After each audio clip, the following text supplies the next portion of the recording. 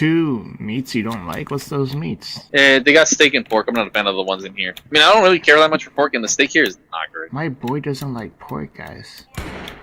Kill him. Like, dude, my mom ruined me. My mom makes god tier steak, so like any steak that doesn't even come close to her is just not up to snuff. I don't fuck with it. Aww. Like even other, like literally, I'm picking stuff when it comes to Mexican restaurant. Oh, dude, she's a good ass fucking cook. Same with my aunt. They make that shit good. Like as in that's adorable. That's kawaii. Bruh, fuck off. What? I'm not making fun. I'm just being honest. That's nice. Okay. What the hell? Whatever. I could be nice. I'm not saying you can't. Oh, the hell made this? It's clean. It's a bit sus. Oh, it's early out here. We speak the Weebanese up in this bitch. Oh, someone's in here. Who is it? What do you want? Oh, shit. Oh, get your Rammstein. Oh, let's go. You know, Mario, I wish you came in with the John Wick when the Deuce was with the intro. For a minute. That's what I was trying to get the vibe. Dude, this guy came in, I thought he was singing Latin, but then I was like, wait, no, that's German. So, culture. Do you like steak and pork more? Mark? I like what? Yeah, I already know you. Yeah, you could. You said you pork. Steak and pork? Yeah. Yeah, I'm fine with steak. I mean, I am a fat ass for a reason. Well, you're skinny by American standards, sir. I'm anemic by American standards. Ja. And I was only saying this shit because I told him I don't like the steak and pork here at my Mexican restaurant. Yeah, because my mom makes god tier steak, and in here it's just not up to snuff, so I just don't have it. Because I was gonna have my lunch break, but they didn't have the combination that they have here, and I was like, oh, I'm not in the mood for chicken today, so I guess I'm not having the lunch break. Like, fuck it. All right, so what is their best meat over there then? No, the combination. I highly, if you ever come here, dude, 1000%. Yeah, it's literally steak, pork, mixed with like vegetables and mushrooms, and dude, it's godlike, bro. Like, it is the fucking best shit I've ever. And we serve it at our taco stand things when we go to private parties, and they always say, oh, what do you recommend? I always go, dude, combination, never go wrong. I've never yet to have anyone like, dude, no, that homie's right, this shit's god tier. I'm like, dude, hell yeah, dude. Oh, sounds like me and Well got a mission to go dude, out there by you and fucking. If you're coming, you gotta make sure I'm with you, because you either get a discount or you get it for free, depending what you're getting. All right. I'm not even bullshitting you. They really like, dude. I came one time with my homie because Neff for fun, he came for Tekken himself and some other games, but one of their guys was getting sponsored for Tekken from because they're from Canada, so he was like their manager and shit. And I've known him since forever, right? Like he knew because of Tekken and shit, he came in now. He's like, oh, what should I go to here or Combo Break? He's like, oh no, Combo Break. If you want to, you can chill at my place. And yeah, no, he took me up and he came here and he wanted to go somewhere to eat. I was like, dude, let's go to my restaurant. And got him a nice, like 3 tacos with some other shit. I think and a torta, and they didn't even charge me. I'm like, wait, you guys sure? Like, I don't mind paying. Like, nah, it's okay. You enjoy it. I was like, all right, bet, So that's why I tell homies, like, you want to come through? Like, depending what you're getting, obviously. If you're lucky enough, they might just give it to me free. I even offer them, like, you sure you want me to pay? It's like, nah. I even came here for my party, and they gave me a discount when I got a big-ass, bolo fajita, because it was my birthday. So I was like, okay, I got my mom, my sister, her boyfriend, my brother. Clockwork was there, so, it was a pretty good meal. They love the green. And we all made sure that we were hungry for that. Yeah, that was like, what, I think 40-something, run it up to 50, but normally it's like $100, so they literally just took half off. You have what pieces of shit. We'll cut it half off. It's like, ooh, let's go. The chefs like me too. They know Grace is gonna be big one day, and he knows. They know that he's gonna sponsor the hell out of it. In fact, they're gonna take a photo with him, and then they're gonna hang it in the wall like they did. They would. They would do that. I'm not even bullshitting you, dude. Small company. Yeah, but it's a nice little pad. We have like but yeah, there you go. Some lore on place I work. Greatest gamer lore. Or as we would like to call it in short, the greatest lore. Oh my god. Hey, back at again with the name change. Alright, gentlemen, so are you all ready? Are you all ready to start this greatness? I mean, pretty much. I mean, the lore one was a great way to start it, basically. Man, I'm feeling hyped. I'm pretty accurate on my fucking numbers for UFC right now. I am so fucking happy. I only need 2 more fights, and I'm set. So, sadly, hell yeah, man, let's do this shit. That's very upsetting. I will have to send him a very angry HR letter, so we're gonna get that. It's goofy ass. Right. Listen. I've been telling you for a long time. We discussed this. I have it on tape too. That you said that I was your manager for your channel. Whatever. Where's the water? Am I retarded? Didn't I get one? You need water? Let me call the agent real quick. It's just Shut up. Hey, that would have been pretty dope though. But Mar, so I'm guessing your tickets has been winning on those UFC bets. Wait, hold on. First of all, I've only fucked up on 2 fights so far. So welcome, people. This is I gotta check my ticket in a minute. But welcome to Val Chill, and well, as always, I have my 2 best hosts. We're missing the bonus character, the bonus pass.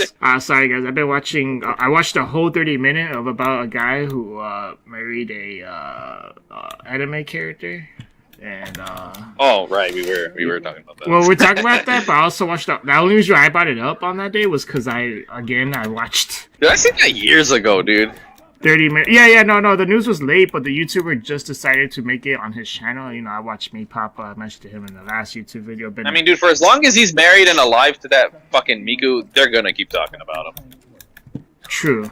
Yeah, but we got all the categories set up, right? We have it in our messages and everything.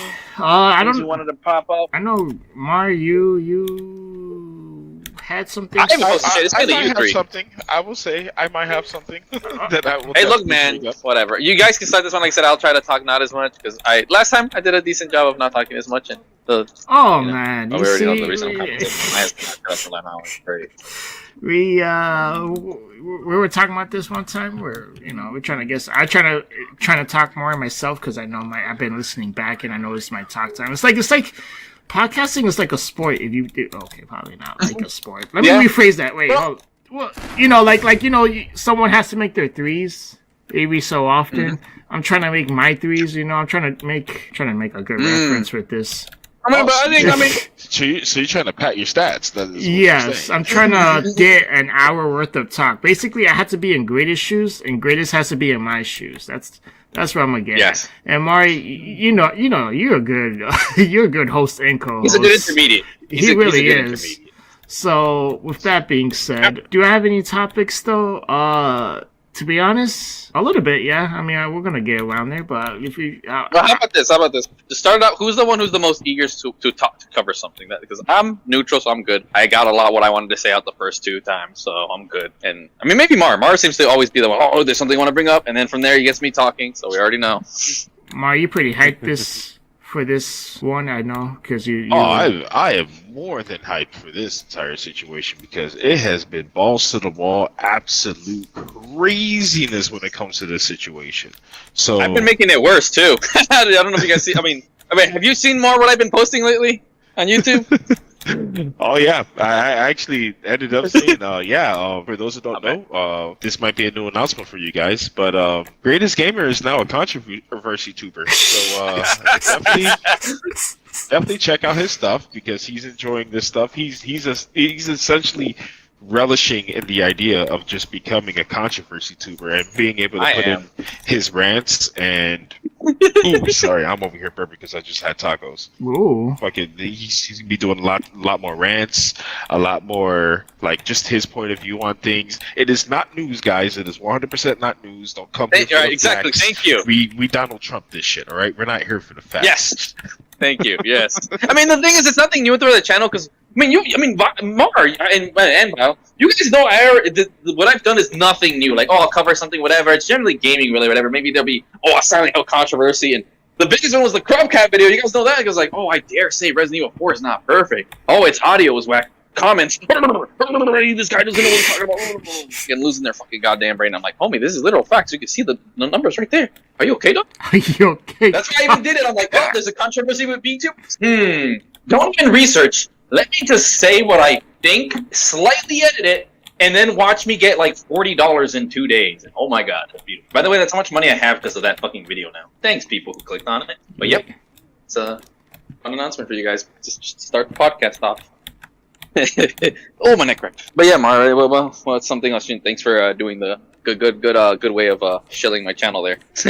But is there anything that specifically you wanted to talk about that we will ourselves at this current moment induct such controversy? I think. Wait, can I predict it? I'm gonna predict it.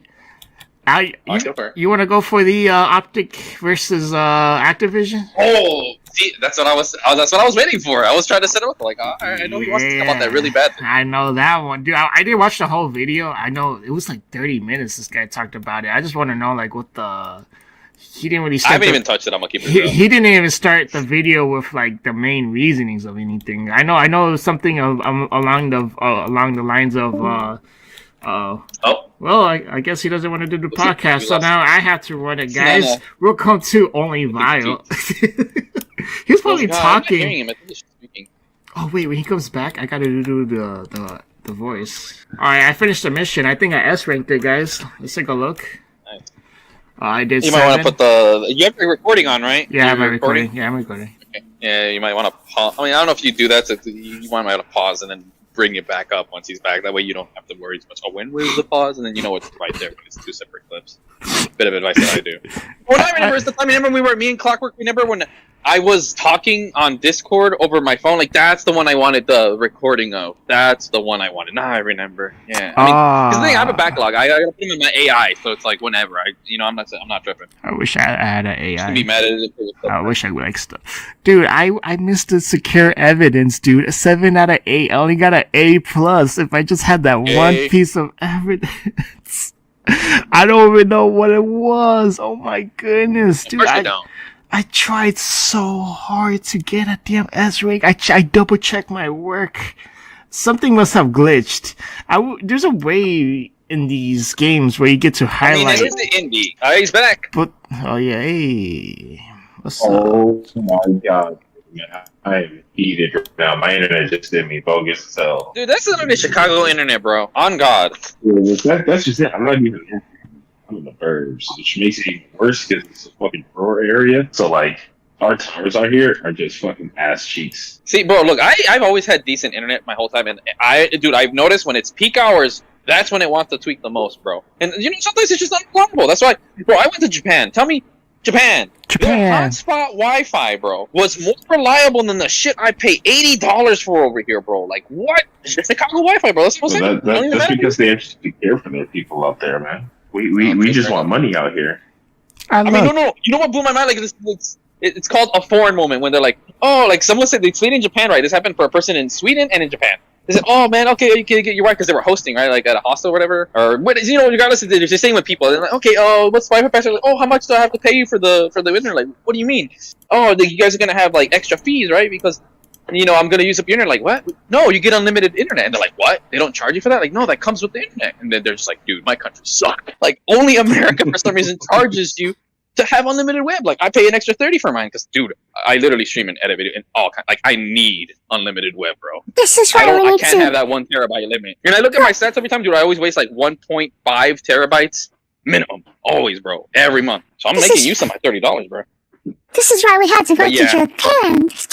I'm pretty much around that same rank, man, because, I mean, hell, you like, just about everything that you do nowadays, it involves internet, so.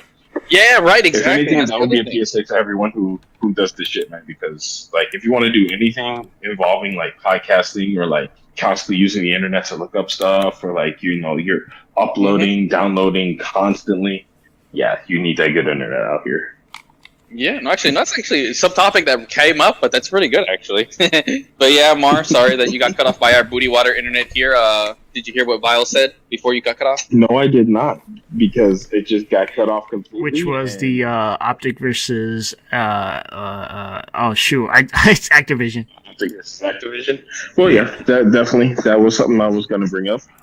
It's funny too because I kind of alluded to this a little bit. And like a couple of weeks ago when we were talking about the whole the Middle East, like wanting to throw money into esports and that, and now that this situation is even coming up, like it kind of gets me even more worried now because it's like, again, because we had this situation already happen before with all of these big companies that basketball team owners and all these other people want to come in. Throw all this money into like any esport that they were looking at. Like the only two that they were mainly looking at, from what I know, they were looking at League of Legends at first, and they were also looking at Overwatch.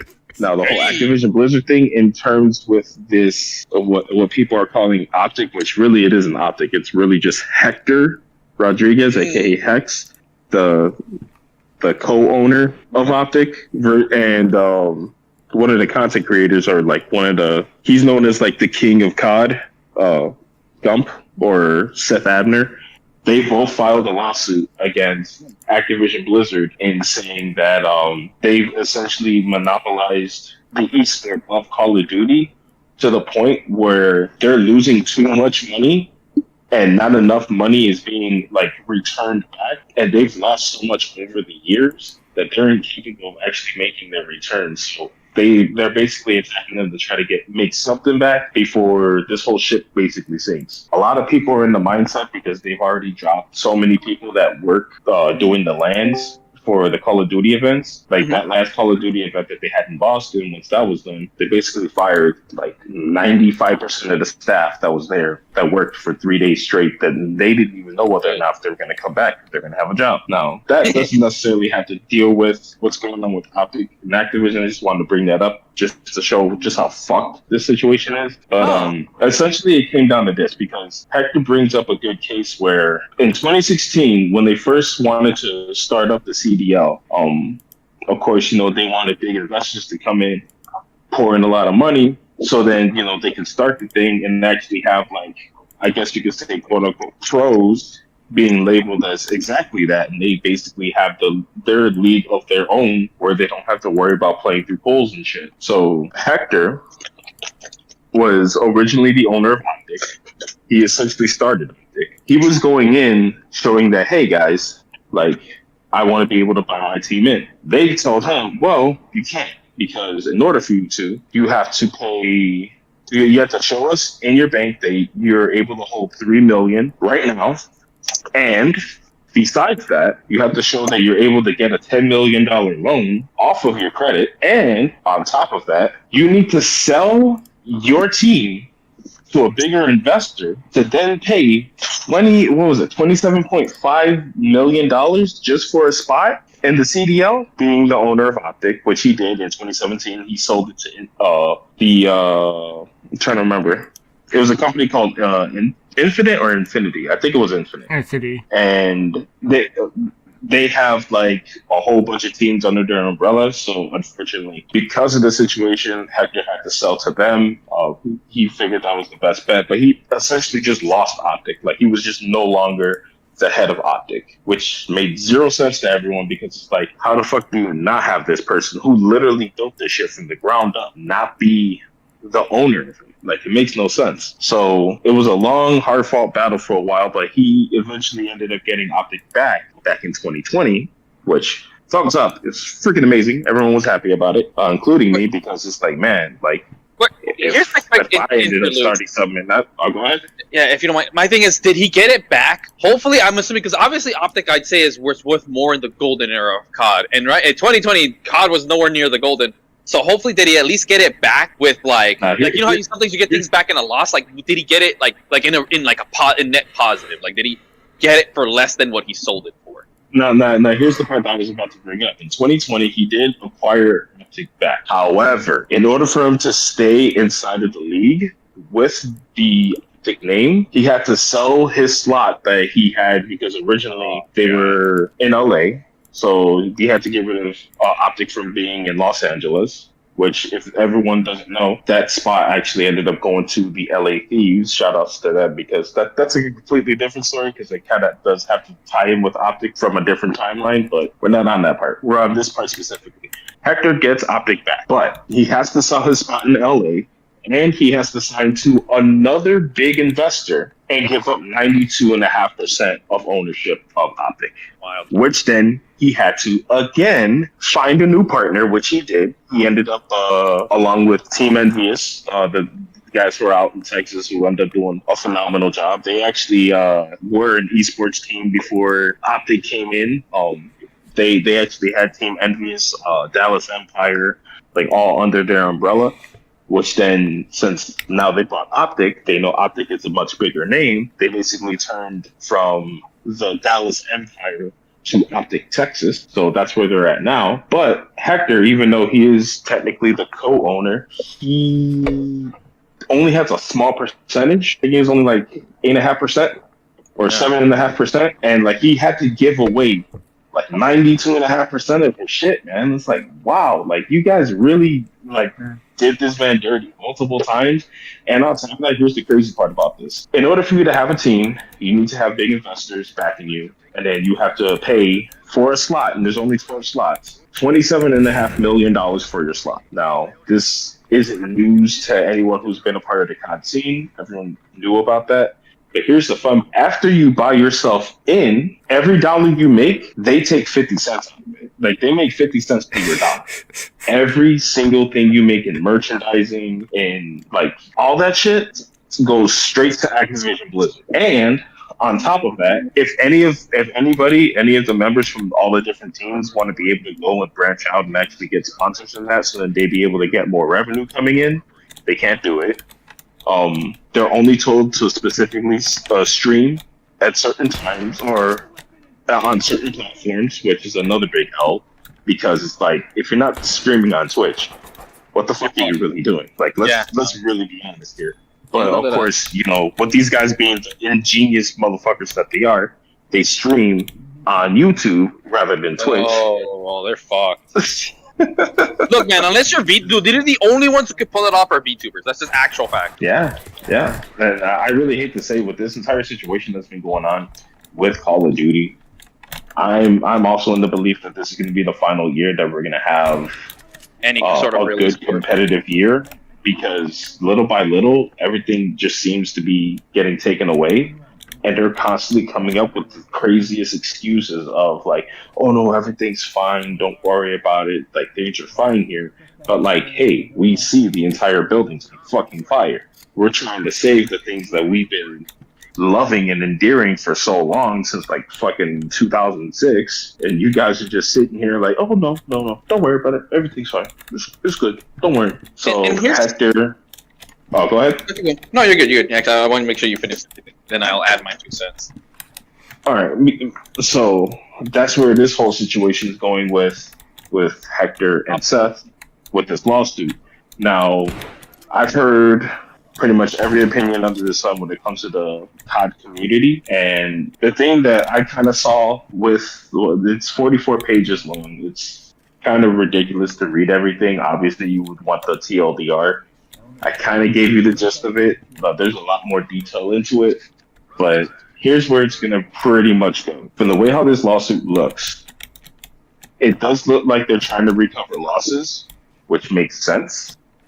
Because the amount of money that they lost, and then on top of that, they're literally seeking the shit, like in real time in front of everyone's face. Like, we don't know. Like, we literally just seen Overwatch just go down essentially the same way. And now you're doing the same thing to Call of Duty. Like, we know it's coming.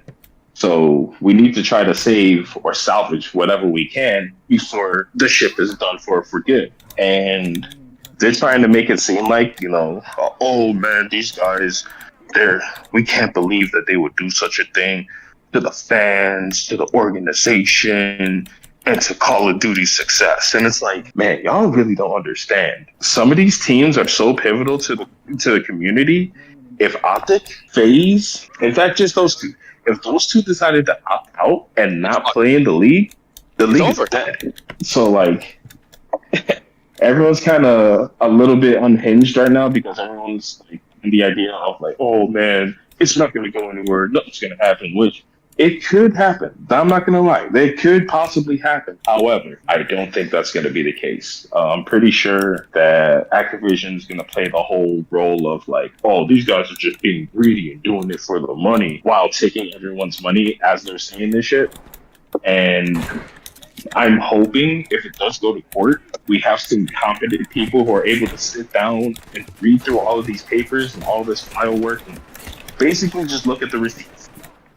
Hear what they have to say, and then make a decision. So I feel like if they actually do that, things could go in favor for Hector and Seth. I don't know. I'm not a lawyer. I'm just shooting shit out of my ass. Right. From what you guys know, I'm probably just like 100%. You don't know. I don't know. Like, I don't fucking study law. But like, just from what I've seen and from my understanding, from how I see it, there is a way to win, but it really kind of falls into the courts, like the court side of the court, no pun intended. Right. And I really do have faith that they would be able to see this, because this is a pretty new case, but this is something that if it's looked at thoroughly and properly, other esports might follow suit after this. Because I, for one, am sick and tired of people just constantly throwing like millions of dollars and giving the people who are actually putting in the effort to keep this alive in the dark. Because that's essentially what Activision Blizzard does. So all of their... Oh, and on top of that, they literally got rid of the competition. They bought the competition. Remember MLG? Guess who bought MLG? Activision Blizzard. So you can't say, oh, when if MLG picks up, oh, you can't do that, because it just so happens MLG is Activision Blizzard. Yeah, so they literally turned this into a full-on monopoly where they're the ones making the most possible money out of it without actually making an effort to taking care of the community. Because if they were taking care of the community, we wouldn't be in this situation. Okay. Oh no, that's good. I was just saying no, and it's funny. I'll go back to what you said earlier. That was pretty good. I was thinking the whole time, but like, you know what? I want to end up with the whole lawsuit thing. Like right now, it seems like we're in an age of where gaming is a lot in forward. Like we already have the Sony Xbox, and even right now we have like one of the VTubers. Again, you guys know the whole Ninja Sanji thing. All you know is apparently the former VTuber. They're having a court case again with paperwork and all this other bullshit. Now we have Optic. I'm like, what's with all this gaming court-related shit? Like, homie, if someone was specializing in gaming court shit, like, homie, that motherfucker must be getting banged. Because they're ready. And from what it seems, I mean, I'm like in the same case, right? But it sounds about right what's happening. And I think how this led to, and here's the thing. The whole esports thing in fuck, because, like, in the end of the day, here's what it is, bro. Call of Duty as an esport was already dropping the second Ghost drop. Because that's when everything was going downhill, and that's where I think at least half of the pro players, like original, they're not there. You know, by that point, if I'm not wrong, MLG was already bought out, and I saw it coming from a mile away, right? Like Black Ops 2 was peak, and then we went to Ghost. It was such a massive difference, right? Like, and there's two great documentaries that covered the whole incident on why COD as an esport is not what it used to be, and part of it was because of they talked about like voice chat. I was like, oh, that's a unique perspective. Like, yeah, the voice chat, it was good for YouTube videos, and that's how FaZe really got a lot of their money, was from quick shows and videos, not their esports league. That's what FaZe's thing. I was like, oh, interesting. I always looked at them as, you know, the esport. They were like, no, they were more known because of their personalities. And again, like you said, the community, that's what made COD, right? But the reason I saw for two reasons, I'm like, I knew COD wasn't going to go anywhere, was one of the things that happened with Ghost is that, oh shit, you're stuck with whatever game that is. Like, if you were the best Black Ops 2 player, you go to Ghost, you're ass. You're just ass. That can hurt your viewership. That can hurt your tournament winnings. That can hurt your sponsorship. And you have to play that one. And I already saw how Activision Blizzard already had their hands into, or, you know, at that point, just Activision. And that's when I see the difference, like why FGC can outlast COD. Is like, there's no one single monopoly. People are like, oh man, Activision is, in my eyes, the second I found out about esports for COD, I'm like, no, it's already a monopoly. You're already stuck playing whatever the next COD is. Because and here's the worst part is that something COD players definitely don't realize. So I think some of them are a bit idiots. Is that no, for the most part, most people don't give out esports. Like, they just don't. And that's why I saw when I was in high school, right? Everyone was like, oh, I want to be esports. Everyone wanted to be the next esports kid, the next FaZe clan. But no one actually sat there and practiced. No one even watched tournaments. So to me, it's like Activision has all the chips. And on top of that, everyone knows that more than the community is the people. And you're stuck to whatever game. Because we've seen it with other games too. Like, oh man, so many people hated a lot of like COD, right? I think Modern Warfare, we had a bit of research to esports. I even saw, like, I actually saw esports footage for the first time. I tried with Black Ops 3 and I saw that no one really cared. Fucked off, right? And then the new Modern Warfare, the reboot, everyone was super excited. And at a certain point, they got tired of it because the maps, the second people were starting to get tired of Modern Warfare, or all the map design was trash, interest in esports drops. Like, if the game doesn't deliver, the esports isn't going to deliver. And it's weird how, because the FGC has the same problem too. If it won't deliver as a product, it's not going to deliver in esports. And that's why I feel like COD players, like the smart ones, they saw Ghost and said, alright, I'm going to head out. You know, good number. I've seen a good couple of documentaries from them. Everyone else was just, in my opinion, they're coping. Like, COD as an esports became a niche after Ghost. Because again, I actually liked watching it, but I never heard anything. Nobody talked about it. I liked it when Infinite Warfare added a feature. Oh, here we're having a tournament. And I was like, why don't other things do that? Advertise it in your own fucking game. And why is Infinite Warfare the only one to this day that still kind of does that? And why is Modern Warfare, the reboot, the only one that actually I saw a ranked playlist? And it felt clear to me. And remember, I'm an average person. Let's say it was there since Modern Warfare by World War. What matters is how good do you implement it that the average moron can pay attention. You know, and that's what it is, because I'm just casual, and I liked watching COD play. Like, it looks sick, but I would never care. Like, it happened to see it from Modern Warfare because it was super hype. Everyone had eyes on it, and to this date, the CODs haven't touched the sales numbers of the first week for Modern Warfare Reboot, and that's all. And then it went back. Like, they had that, like, Ghost dropped, and it's just been people who only care about COD, and then Modern Warfare came back. Oh, normies even started, and then all that dropped off. Cold War, they tried. You know, I like Cold War personally, but everybody else didn't give a shit. You know, so in my opinion, most people is like, they don't know that MLG became a niche. Like, MLG became more niche than the FGC. I heard more people talk about Sonic Fox, Mortal Kombat, and Dragon Ball. And going to GameStop, and this is coming from me, and even fellow GameStop. Like, you guys can talk to people that work there, and even they're like, yeah, dude, I've heard more people interested in Tekken tournaments than MLG. That's just been the shift, honestly. So that sinking ship, like, even Activision's finally seen it, because guess what? Vanguard was absolute garbage. Like, it's always been headed in this direction, and I do gotta give props to the people who stuck it out. Like, I have mad respect for them. Because again, like, I agree with Mars said, because there's something to love about the game. At the end of the day, Call of Duty is the arcade shooter. It's not Battlefield, it's not Counter-Strike, and it's not Quake. It never will be. It's not as MLG-ism. That's not the point. It's something that everybody can easily access, and then be like, yo, I could be that guy. That was the appeal of COD. That's why, in my opinion, it had some of the strongest numbers for viewership and money. Like, they didn't have to, because how many fucking copies did it sell? Like, it had such a huge potential, but I saw where it was going with the audience, the people that fucking ran it, you know. And at the end of the day, the community 100% has been carrying it on its back. I think even more arguably than some people in the FGC. They don't even realize it. Because think about it, your shit literally became a niche, bro, and you guys were carrying the shit out of that fucking scene. And they get so loud about the things they care about. Even I hear about it. That's when you know your scene's dedicated, bro. I'm here minding my own business, playing BP Tag, and I'm like, Dragon Ball's complaining about what now? Oh, okay, they're complaining about lab coat. Oh, the Call of Duty's complaining about this thing. Oh shit, damn. All right, let me see what this is about. Like, you know, like, I hear more about controversies within the fucking MLG scene than anything else. I don't hear shit about the fucking what the game is, this or that, whatever. But mainly skill-based matchmaking. Those are bitches. If you're complaining about skill-based matchmaking and you don't actually understand it, shut up. You're just an idiot. We talked about this before. But the other thing I wanted to get at too is that not even just for COD, it's showing another indicator that we're reaching here is that something I was thinking about is that right now it's just not a good era for esports. It just isn't, because we saw just COVID. Literally, one of the biggest things was COVID, and the money's not there. If the money's not there for people to pay $70 for these booty water games or $60, what makes you think they're gonna have the money to donate, buy merch? Like, money has to go in, and there is no money. I was thinking, like, bro, you ever notice for anything with if you're in an entertainment business, you're the first one to suffer. You know, like whether you do a sport, you do a gaming, internet, whatever. Right now, it's just the worst time to be in the entertainment field. Like, just straight up, nobody has any money. They're too busy, you know, doing something else or trying to find a job or whatever. Like, no one has money to invest in it. And I think Activision kind of sees that. Like, so no one's interested in COD. We're literally getting cucked by indie titles, and for sure, no one cares about the esports scene. And that's why I noticed when you were saying, it's like, yup, look at them. They're trying to finesse the people who are really trying to keep the game alive and care for what it is. Like, they treat it as a business. They don't treat it as an investment. They're like, oh, nah, we're just going to throw this away and try the next big thing, maybe some battle royale or some bullshit. And you know what? Even with the FGC, like, I'm not hyped for Tekken. I never was hyped for Tekken World Tour. A Street Fighter 6 is botching their CPT tour. And think about it. They have $1 million. The only reason anyone's talking about SF6 is, $1 million. But no one's keeping up with CPT because they're doing a bad job of marketing it. No one's really putting that much money. And again, what's happening? Oh, Capcom is overcharging you for DLC. Like, every bad press is just hurting it. So then you also start losing sponsors, bro. Like, one thing that sucks is a lot of porn sites went, like YouPorn, Pornhub. I remember they were trying to sponsor for, I think maybe one of them was for Homo Watch and some other thing. But they're like, oh no, we don't want those sponsors. So it's like, now you're limiting your fucking sponsorships. And that's what also kind of sucks trying to appeal to kids is that, well, we can't have those sponsors. And people don't know Pornhub makes good fucking money. But I don't think that's a surprise when you stop and think about it for 10 seconds.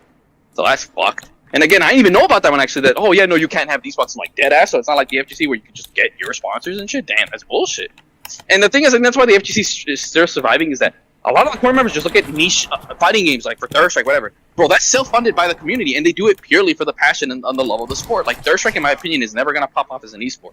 And that comes from someone who plays Third-Strike. It's too fucking hard and too niche, and people just want the new thing. That's just the thing that you got to realize. Like, that's why old COD, like, you love Black Ops 2? This is information? Never going to reach what it used to be. People just want the new fucking thing. That's just how these filthy, modern, majority idiots are. The new thing. I need the shiny. I need a new thing. Just look at the NRS community. Enough said, right? But all the bad press all the bad press, and if your main consumer base isn't happy, like, you know, it doesn't matter. At the end of the day, you need the normies to be happy. You know what's COD crazy? hasn't really made anyone happy in years. Yeah, what's up, Bob? Is that, like, even the other teams, because there's so many other esports teams, like, people are going to be like, oh, what would be wrong if one esports team leaves, right? Because there's a bunch of other teams. Honestly, the other teams would probably do the same follow suit. I don't know how their contracts be looking like, but I think the other ones is going to have to start following with the same path with Optic, just because, you know, they're going to feel like they're getting gypped too, and they probably only signed the contract because that's what they probably thought how business works. Right, yeah. I mean, to me, the only hope is the fact that COD comes out in a year, and now that Microsoft owns this, the next COD might actually be godlike. That's their best saving grace, really. Because at the end of the day, they're at the hinge more of the game than anything else, and I personally saw that shit, and that's what causes it's a chain effect, right? Like, if there was so much money to go around, they wouldn't give. They'd even be like, oh, fuck it, we'll pay you to actually. You don't have to pay for the entry. Like, we just need more people to watch. You know, just look at Fortnite. But granted, that's again huge kid populated. But just to me, right now, honestly, I think right now is just not the time for esports. It's Saudi Arabia. Why are they doing it? They have the money. They're willing to be like, hey, we'll ship you out here. We clearly kill your talent. We have all the time to kill. But as far as definitely the West and even Japan, Japan's currency for the yen is struggling. America's 100% struggling. Esports right now in the two most important countries, arguably Japan, America. Fuck. And even if you care for China, they got no real esports scene in my opinion. They're fucking trash. They're also struggling economically. Like, you know what I'm saying? Like, how can you sit here and focus on fucking, oh, COD, Street Fighter? Bro, you don't even got a roof over your fucking head. You can't even eat and shit. How the fuck is anyone gonna focus on an esports team? That's just the reality that I really came to the conclusion of seeing. I'm like, homie, until people can actually buy PS5s, like, ah, fuck it. Like, literally, I've been in GameStop, talk to the dude. People turn in PS5s, they're like, ah, there's no real games for it, and I have to pay shit. You know, I gotta pay bills and shit. Like, until the economy becomes stable, I think esports is just fucked right now. And that's why, again, you guys know I'm making a game? And now I'm even more glad I'm not trying to focus on the esports scene. Because, no, I want people to pay $20, enjoy whatever, you know, whatever scrums of dollars they have, enjoy a fully fledged game. I'll make maybe a sequel or two, build a strong player base off of good offline content and decent online. Then by the third title, here's a ranked playlist.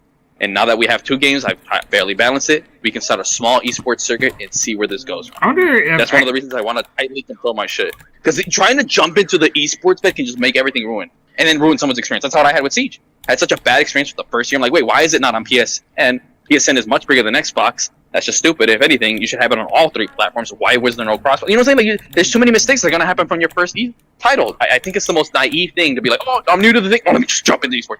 Mad stupid. And even for me, like, now I'm even to like, no, fuck it, my third game. Then I'll do some esports stuff. And I'm going to lightly dip in it to see how it pans out. You know what I'm saying? Just, that's me personally. And even I don't care. Like, next year I'll try for CPT again. But if Capcom still has, again, input issues, there's even core problems with the games. How many times they took out reload canceling. Oh, they got this. People who even play the goddamn games aren't even happy because there are critical issues. Mortal Kombat's PC port is that 100% shot them in the foot. Your main player base, this is just true. We all started, like, Call of Duty and Street Fighter players, we all started on a console. Straight up, you know, they all rock 360. PS4, some of them kind of went, they heard about PC, whatever, they're expensive. But then when they really started seeing people play at 120 FPS, mouse and keyboard, mixed box, even Japanese players, PCs are expensive, they were like, oh shit, this is what it's like to play PC? They threw that PS4 right in the trash. And now, any pro player worth their salt, for the most part, 90%, are on PC. And the fact you botched a PC port, you might have, no, that's it, it's over. Because they're never going to go back to console. Why would they go back to 4 frames of fucking lag? Lock 60 FPS. I mean, the PS5 barely got 120. Same with the Xbox. But, like, you can't fuck with the settings. I'm like, yo, well, let me get rid of some of this garbage I don't fucking want so I can have, like, 165. You know? Like, once you get that good shit, you can never go back. You know? Like, but that's my whole take on that is right now, it's just not the time for esports unless you're the top of the top and Saudi Arabia wants you. But you're trying to build some shit here, man, homie, wait it on until people have money or some bullshit because it's not happening, bro. That's just an honest truth.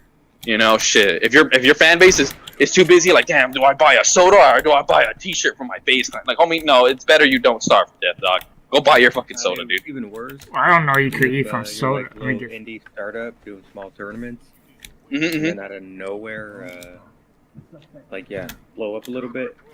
You know for sure that company's gonna try to get a cut in it. Okay. Can Xbox interfere? Because isn't Xbox supposed to be honest with the deal? Like, they technically own them.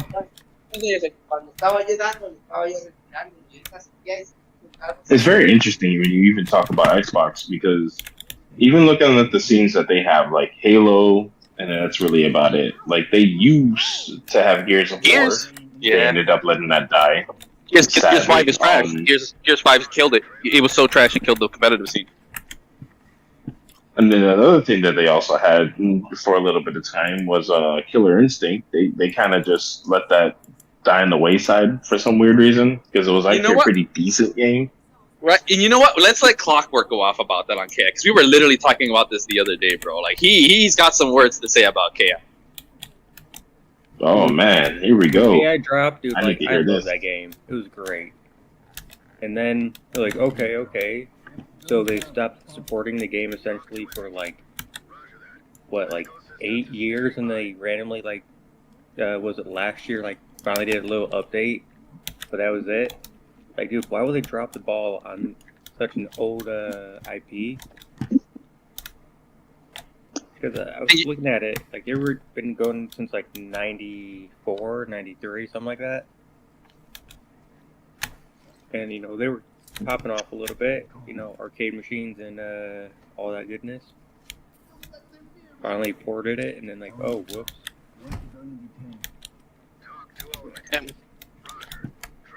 Why can't Microsoft spend their money, like, wisely? I think it would have been better if they never bought it in the first place.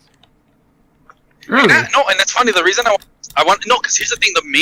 There's two reasons why KI never popped off initially, or three actually. One reason is because we know the Japanese scene is bigger than FGC. A lot of American titles just don't do as good overseas. They just don't. Due to like differences in philosophy or how it is, and one of them is execution. And KI doesn't really have execution in its combos for the most part, compared to say like something like Street Fighter, for example, or even like Electric Wing Godfist for Tekken. So that was one thing. Okay, good. That's strike one, right? Number two, which in my opinion was the biggest one, because remember how he said, "Oh, I wish never brought him out." Microsoft bought it out. That made that an Xbox exclusive. That shot it in the foot, growing it. You see, because now Japanese, because Japan, and for those who don't know, Japan normally is not really into Xbox, like even to this day. The Series S is picking up though, so there's potential. So, now you really fucked over the Japanese player base. So good luck getting any big tournament. So Microsoft 100% had to carry it, right? And to them, and here's the thing: you know how they didn't take it as serious? It was an Xbox Arcade Live title. It was not like Gears or Halo. They didn't treat it at the same level. So that already shows you they weren't going to put money like Gears, Halo, or COD, right? And then the final one is, we're say it's Xbox exclusive. You guys know, first as a launch title, homie, they botched the shit. I mean, the shit. And this is not a secret. They botched the Xbox launch so badly. So and then they looked at the numbers, right? Okay, it's not doing good, and they even put it free to play. Still did it. Why? Because you scarred people so bad for years. It took an entire new generation for people to be like, you know what? Maybe now I'll get an Xbox. No wonder KI didn't do good. And then when it finally came to PC, it was too late. Literally was too late. And again, also another bad market. The Japanese players don't even fuck with PC. The only ones who do are the pro players, because PCs are just too expensive to make. Even worse now in our economy. But things are looking up because Phil Spencer himself has said, like, oh, you know, we want to do something with KI. So there is hope. But that's the whole situation with KI, man. The second Microsoft bought them out, they were genuinely fucked. Like, the fact they were just on Xbox 100% shot them. They might as well just been like, hold up, be that good. It's sad to say. If it would have launched at PC at the same time, I think it would have done a little bit better. But like I said, the FGC hadn't fully converted to PC until midway through the PS4's life cycle. I think as a launch title, they should have just delayed it, honestly. They should have delayed it, and then when they did launch it, should have made it free to play. I think it would have done a much better job, honestly. It just came at the wrong time, you know? Wrong time. That's my thoughts, at least. Man, that was a lot to discover, too, on that law case. There was enough time to read the actual lawsuit. Oh, yeah, no. You can even ask Cole. Like, me and him would go over to our homie's house and play fucking KI. We fucking love that shit. It's tough, man. A lot of... Yes, that's what it is, bro. This is money management, yada yada. You know, bad timing. I mean, Street Fighter 5 had a shit launch too, and that was a launch title for the PlayStation. And that's what's crazy. SF5, people forget that's a PS5 exclusive or PlayStation 4 exclusive. Did better than KI because people actually bought a fucking PS4, and Street Fighter 5 was a worse product that launched than KI. Ladies and gentlemen, I finally did it. I did S rank on this mission. I would say it raw when we were doing all that. But yeah, I guess that covers a bit of esports. Or anything you want to cap that off with, Mar or Vile, before we move on to whatever our subject you guys brought up? I think we covered pretty good on that one. Had to cover that, man. They're seeing it. Unless they're listening with the ears, then my bad. You guys are gonna hear the background of the video game. But I don't hear shit. John, I know you don't of hear. The What? quadruple A games, eh? Oh, that is a good one to I touch do on want next. to talk about that.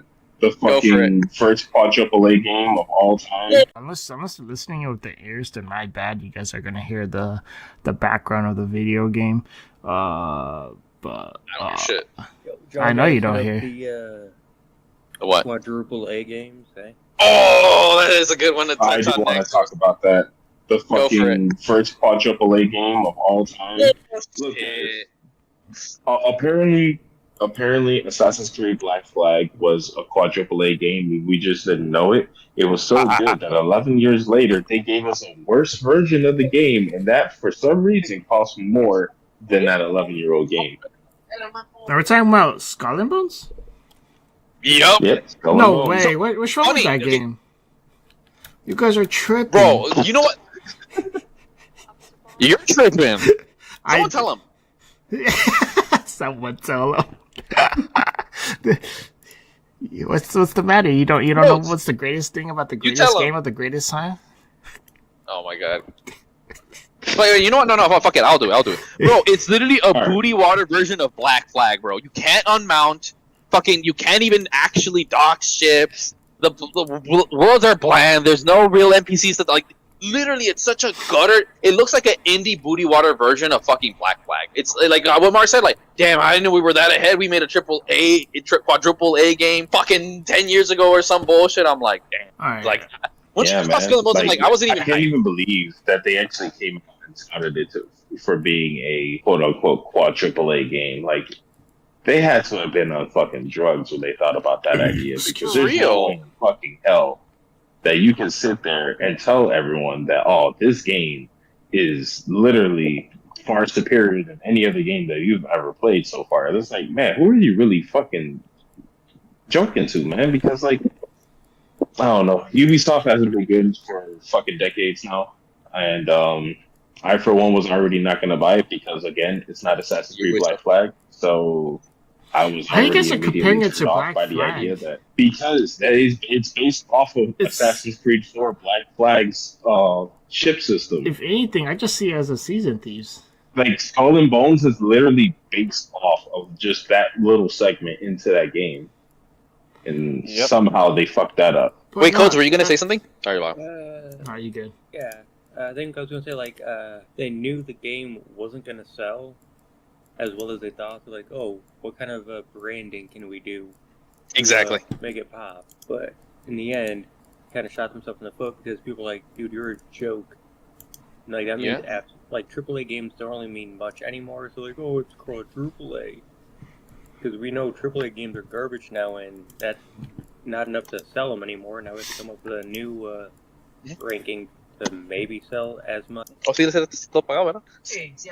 Yeah, no. I mean, no, I agree. I was even going to say, I'm glad Clockwork said it. Yeah, it's just literally, it's a marketing scheme, a marketing ploy. It's probably one of the worst marketing ploys to ever happen in the existence of fucking video games. Because it's you're doing it literally at the lowest of the fucking low time, where AAA games are just not fucking hitting. No one's having fun anymore. Nobody's enjoying any of these games that have been coming out for the most part. And and even if they do enjoy it, there's usually a caveat to that. Oh, yeah, I can sit here and somewhat enjoy X game, but it's super repetitive, or it's an unfinished piece of shit, or but at least I'm finding a little bit of fun with it. That's where we're at now.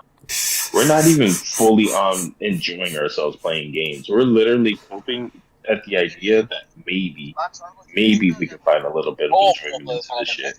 And that's why whenever any small, not even good, just decent indie pops up, they immediately want to try to get it on their thing. Yep, immediately. Oh man, yeah, we're the ones that came up with this idea, guys. It's totally just us. I believe it. Yeah, the two that come to mind are, Pal World and a year or two ago, the Vampire Survivors. Yeah, those would be that perfect examples because again, indie games But Microsoft was like, "Hey, we're gonna give you that Microsoft money. Just be on our console, and we'll see where it goes from there."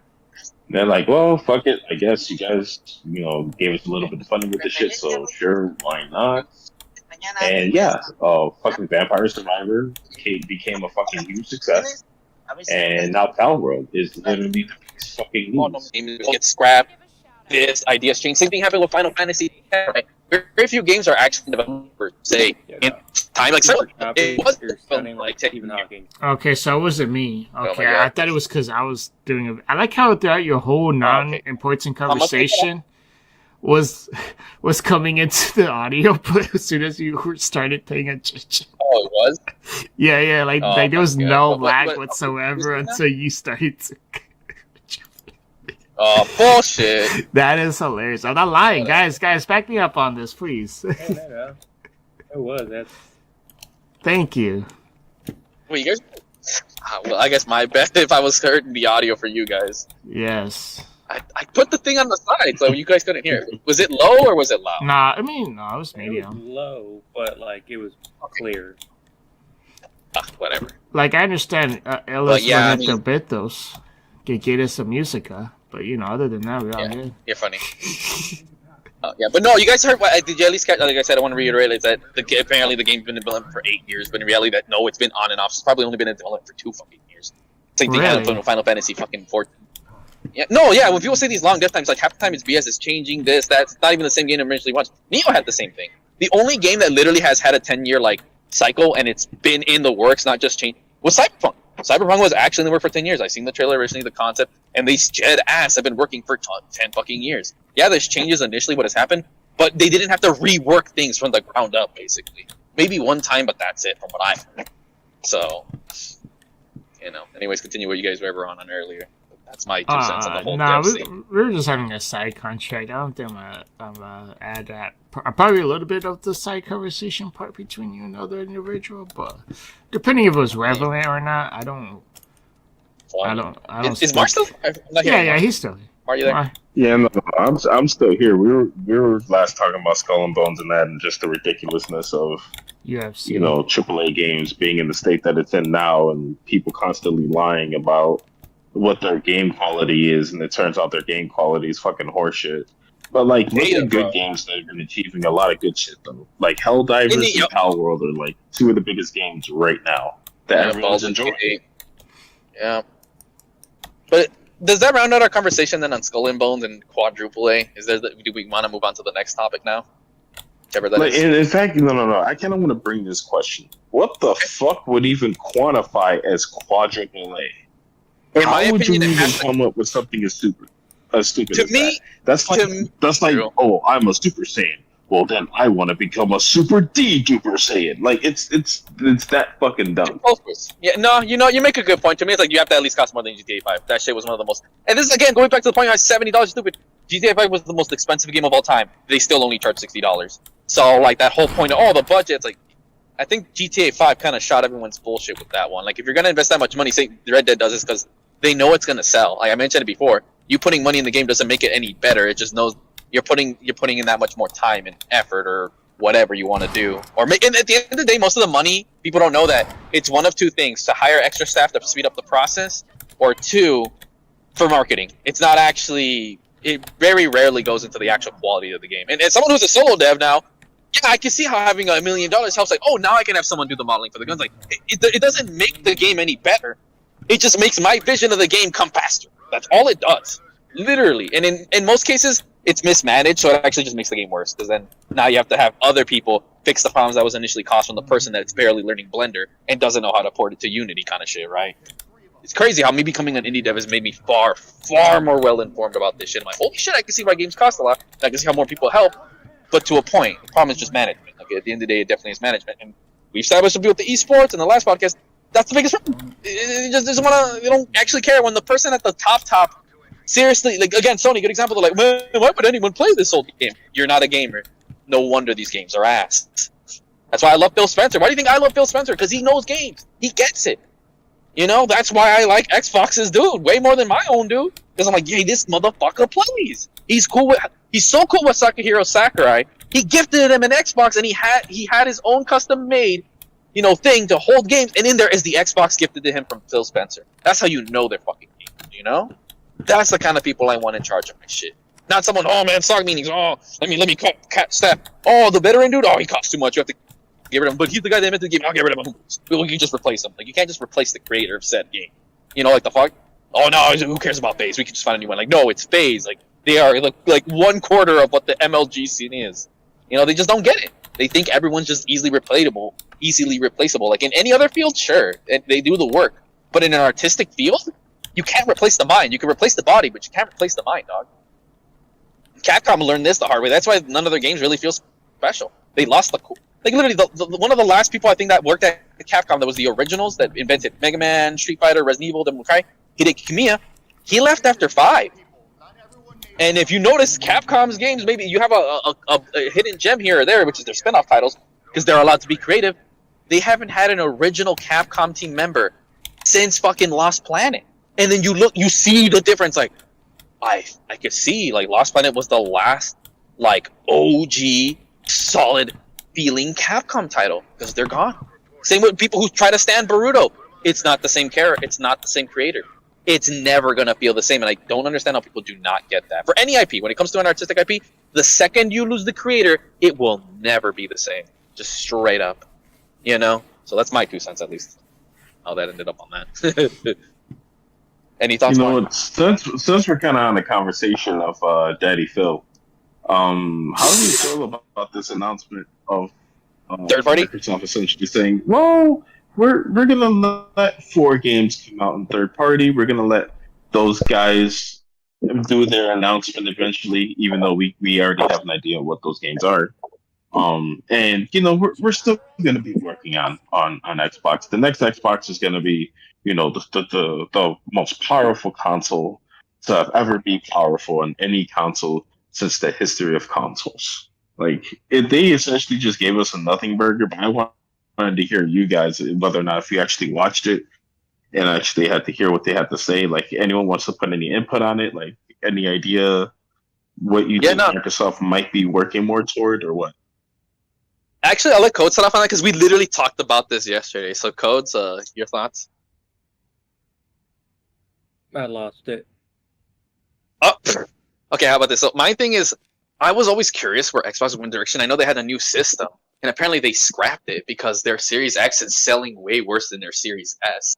Like, literally, I seen the numbers. It was Series S is mad behind, X, and then S. Like, literally, apparently only like 10% of the player base has an X. Most of them have an S. I'm like, damn, the S is doing that good. So I think having a powerful console, again, makes sense to the economy, doesn't mean shit. People just want a system to play new shit on. So they apparently, I don't know, so they are going to have an upgrade from, that leak that happened.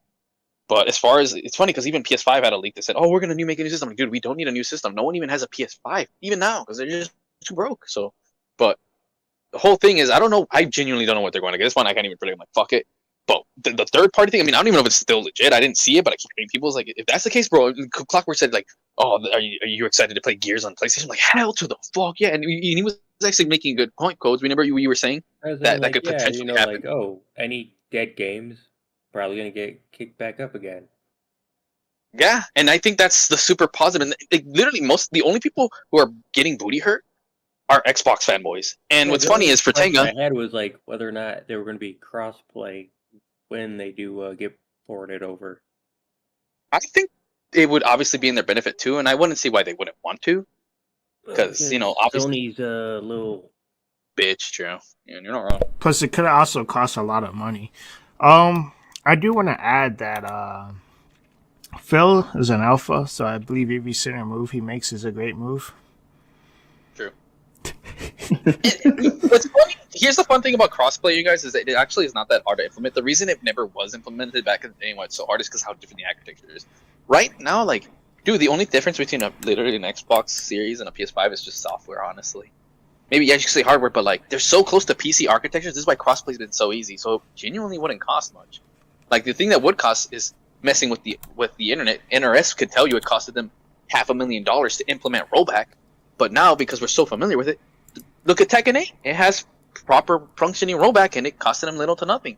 Same with Strive, a Japanese company. a game barely sold 1 million copies, it used to have delay-based netcode, implement a rollback. So people may not realize, because we have experience now, and we know about this, and it's really available, and we know how to set it up. I mean, again, and it's been jerry-rigged before, and good. It's not as expensive as you think. The only reason we have problem with crossplay is literally Sony. Sony is just, ask any developer, they're like, oh, Sony's a little bitch about wanting to activate crossplay. It's literally mainly just Sony.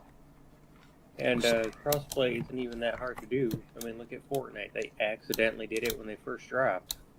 Yep. You know what's gonna be crazy? I wonder if it would even, like, we're about to, like, this spring, we're about to have a new lead in PlayStation for the U.S. chairman. It's like, what's gonna happen with that? What if the person doesn't even want to slide that through? They're probably gonna convince the Japanese. I'm assuming the Japanese HQ of Sony gets the bigger yes than the one in America. So honestly, true, but generally, the only time they'll really get involved if it's something that's a lot bigger. Like, but 9 times out of 10, like everything else, they only have a good say when it comes to how the company runs for actual like game development. They don't touch anything. Like as far the as U.S. branch that like controls that part. Yep. Like they're not the ones saying, "Oh, this shouldn't have crossplay," or "Oh, this game price." Like they have nothing to do with that. It's mainly more so like, "Oh, budget," or marketing for like, "Oh, how much should be the marketing budget," or something. They get the final say. But as far as like things directly involved gaming, like Clockwork said, no.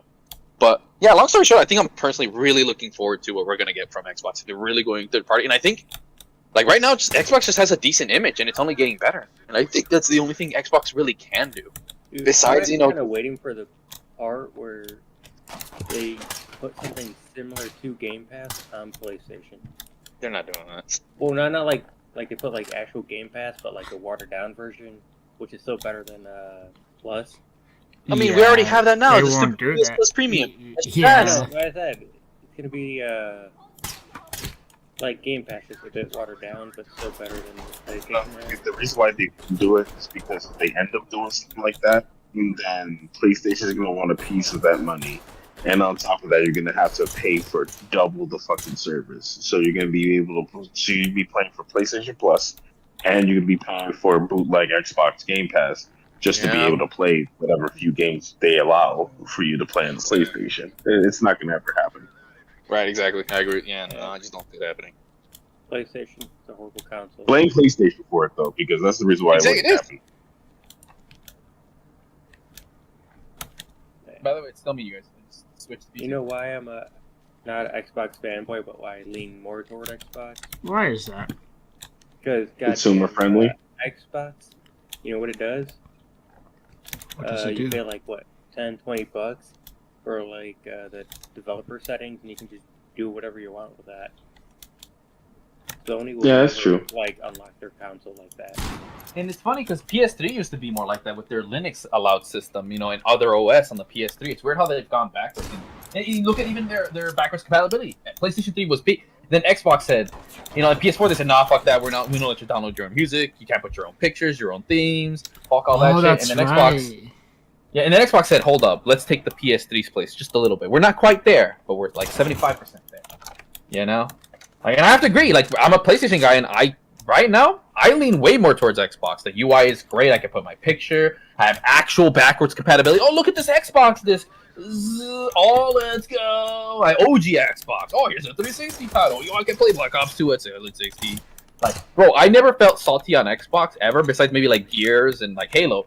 I felt so salty when I saw GTA 4 running at a solid 60. You know, upscaled 4K on an Xbox Series X, and I'm like, why the fuck do I have a PlayStation? Like, that's the only time I ever said that shit, bro. Like, I'm like, damn, bro, I really sat here and got a fucking PS4 and 5. Fuck. You know? Is actively, I mean, not as much, they did slow down, but they're still doing it. Like, making it so that you can, like, unlock frame rate, doing, like, 4K texture upgrades to games. PlayStation ain't doing none of that. Fun fact, you guys, Titanfall got a 120 FPS update. Deus Ex got a 60 FPS update on Xbox. PlayStation, not a goddamn thing. Because, again, they don't have to. They already know they're winning the race, so why bother? So, honestly, I hope Xbox does better so it could humble PlayStation. And you know what? It's already happening. No one cares about their exclusives. I haven't bought a single one of the new God of Walks. I call them God of Walk. Because from what I see, there's a lot of walking. not a lot of warning.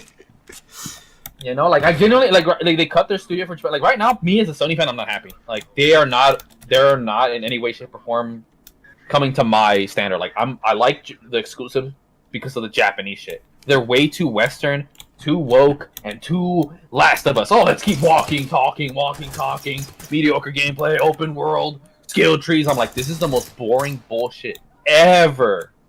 Holy shit, dude! Like, where's a real game? Where's Killzone? The game. Like, bro, say what you will about Infinite, Gears, but you know what? At least I look at them and be like, you know what? Fuck it, I'll play that shit. I'm not playing Spider-Man 2. I'm not playing God of Walk. I'm not playing Horizon Booty Water, Forbidden Booty Water. No, that shit's ass. Like, shit, Xbox may not be killing it with exclusives, but Sony's definitely not doing better, bro. Like, oh, but we're selling, like, I don't give a shit about it. A bunch of filthy normies are playing. I came to PlayStation. Why did I just imagine the main character? Sorry to interrupt you, but for some random reason, you said fucking the Forbidden Booty Water, and I imagined the character from fucking Horizon, Aloy, actually being an ethot and selling her fucking bathwater. Oh my god! But you know, like, no, it was just kind of funny. No, I hope we do because I want to play Gear. No, seriously, I could see the Gear scene being revived if this happens, and I am 100% on that fucking train, dude. And KI, imagine because again, I think the next KI is in the works at some point. Then imagine that actually getting a release on PlayStation. Twitch. No. Phil did say that they were actually in talks of hopefully having another one come out. So just because he said it, I believe him. Right. So yeah, we're definitely going to get another KI. When I was looking into it the other day, or yesterday, like, dude, KI has been split into, like, 5 different companies now, and they're just all over the place. True, so it might be a Halo Infinite situation all over like again. Rare, Iron Galaxy, Double Helix? You mentioned that. But yeah, regardless, I'm looking forward to it. If that is truly the case of it going third party, I am all for it. Thank you, Xbox. You're just making, to me, they're just looking more base. I mean, come on, bro. I'm to the point where Sony's not getting really any of my money outside of single player exclusive games, like some whatever, because I just have a lot of shit on PlayStation. It's when I'm comfortable. And I have my most. That's the only reason I have more shit. Like, I even still buy games on PlayStation over Xbox because one, I like the PlayStation control more, and I have a 5 terabyte and a 2 terabyte internal NVMe way before I bought my Series X. Like, you know what I'm saying? Everything's already there. I have like 4 fucking controllers, 2 Pro controllers. Like it doesn't make that much more sense to invest in buying games on the Xbox. I'll just use Game Pass, have a good time, and maybe buy. Like, what I do buy is actually like old backwards compatible titles.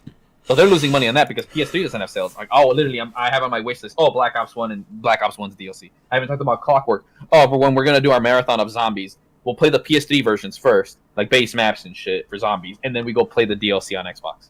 You know, just to compare the difference. Plus, you know, I got the DLC for like $8 on sale. Whereas if I try to buy it on PlayStation, homie, do you want to pay $40 fucking for a 10-year-old fucking DLC?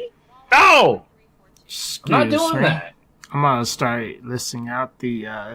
I'm on the Game Pass right now on the PC, and they recently added a game called A Little to the Left. You guys play that one? No. You guys heard of it? Alright, so I'm gonna describe the game a little bit. It's basically A Little to the Left is a game of you being a driver. You're trying to parallel park, and the guy is saying a little. Okay, I'm just messing with you. It's actually a cozy puzzle game. That's how the game is described in the description. Then we got this game called Plate Up. I'm assuming, you know, you're gonna build up food. Yeah, it's Game Pass is 10 times better than PlayStation Plus Premium. That shit's trash, bro. A knockoff of Overcooked. Dude, this is a game you might be interested in. Greatest, it's an anime game. It's called Bloodstained, Ritual of the Night. Oh yeah, no, I have that already. Is essentially the Symphony of the Night, but with Waifu Edition. By the way, same creator made it too, so. Where's the Evil 3? KJ. Symphony of the Night. No, not that. Wrong creators. KJ Inafune. He worked on Symphony of the Night. You fool. Hey, look at that. Of course I would know his name. Here's the thing I want to get some people say, oh, PC, what about PC? Homie, my PC's not strong enough, and again, the market's not there. Like, I'm not buying a new card just to have some of the modern AAA. That's literally why I still play PS5, Xbox Series X.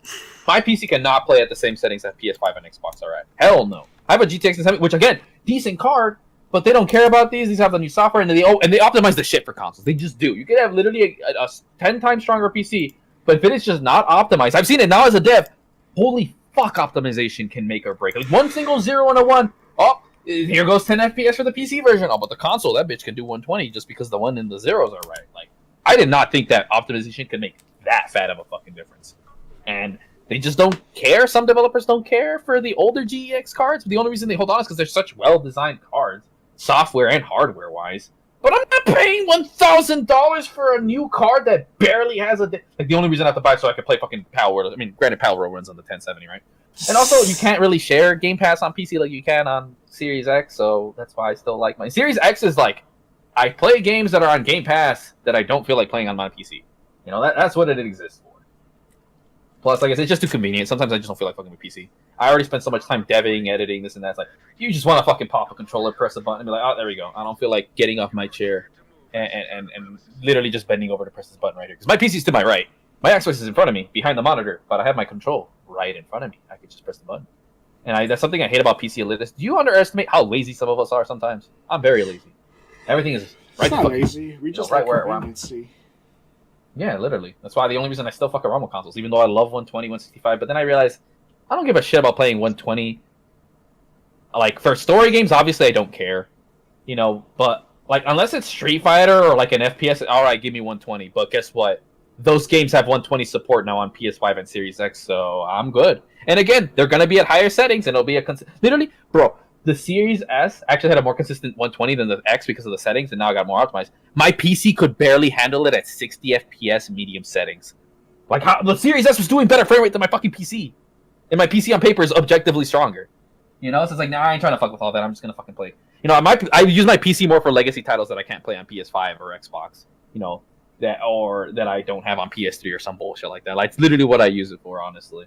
Like, oh, I'm gonna play fucking what's the Stalker games. They're not on consoles. Like, oh shit, let me play that shit. Oh man, fucking 4K, solid 60, doesn't waste power because it's a game fucking set from like golden times. Like, literally on PC, I mainly play PC exclusive titles, or they run and look so much better than the 360 version. It's like, fuck it, I'll get the PC version. I'll put in the extra hustle for it, right? Because I have a 360 right there.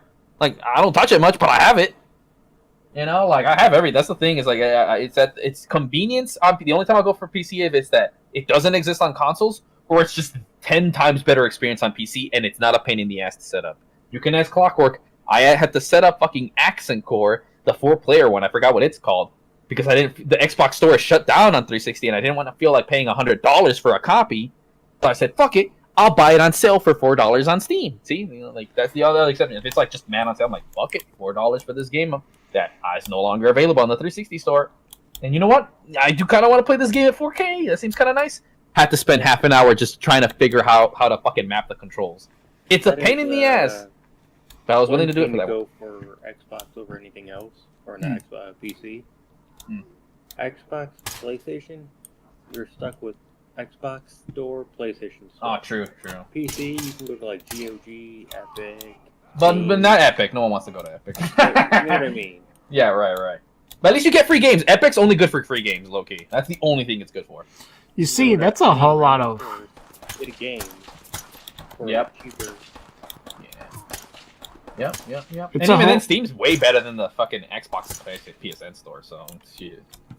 It's a whole lot of to-do list when it comes down to that, you know what I mean? You gotta hop over to the PlayStation, get their free games, Xbox, get their free games. Then you gotta go to the Epic store and get their free games.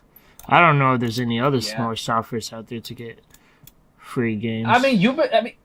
Oh, true, yeah, there's not that many, but I was like, the only other services that tried and failed was the Blizzard one, fucking EA's one, and Ubisoft's like, bro, why are y'all trying? Y'all don't have enough games in your catalog to really justify. Especially Activision Blizzard was the worst. Like, I have their server because I play Cold War, and it's like, okay, here are the games you buy. Fucking Cold War, Modern Warfare, fucking Overwatch, and some other game. Like, literally 4 titles. I had to get a whole launcher for... I only got it for Cold War, but I'm like, bro, I ain't playing these other booty water games. Like, the fuck? Like, that's wild to me, bro. Like, you want to start your own thing, and it's like, bro, and you don't even have enough games.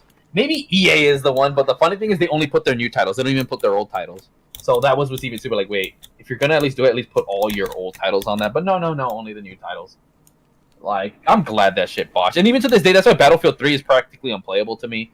Because you have to use their old booty water web browse launcher for fucking Battlefield 3, and it's like, it's why I still play the PS3 and the 360 version. I'm like, I just don't feel like putting up with any of that. Like, I try, and I can't even launch the game. because I have to go through the stupid booty water web browser bullshit. I'm like, it's almost like me trying to play Siege from Steam. I had to open up US Connect. See, I was holy like, yo, fuck, what? You know, things like that. It's just easier to buy it on console. You know, things like I said, some people don't understand just convenience. But yeah, that's my whole thing. Again, I know we got a bit off topic, but yeah, Xbox. Please let me play Gears on PlayStation. And fun fact, you guys, Gears was actually gonna be on PS3. There is a PS3 copy you can get that's in full working order and everything, debugged, whatever. You can only use it on a jailbroken PS3 or a dev PS3.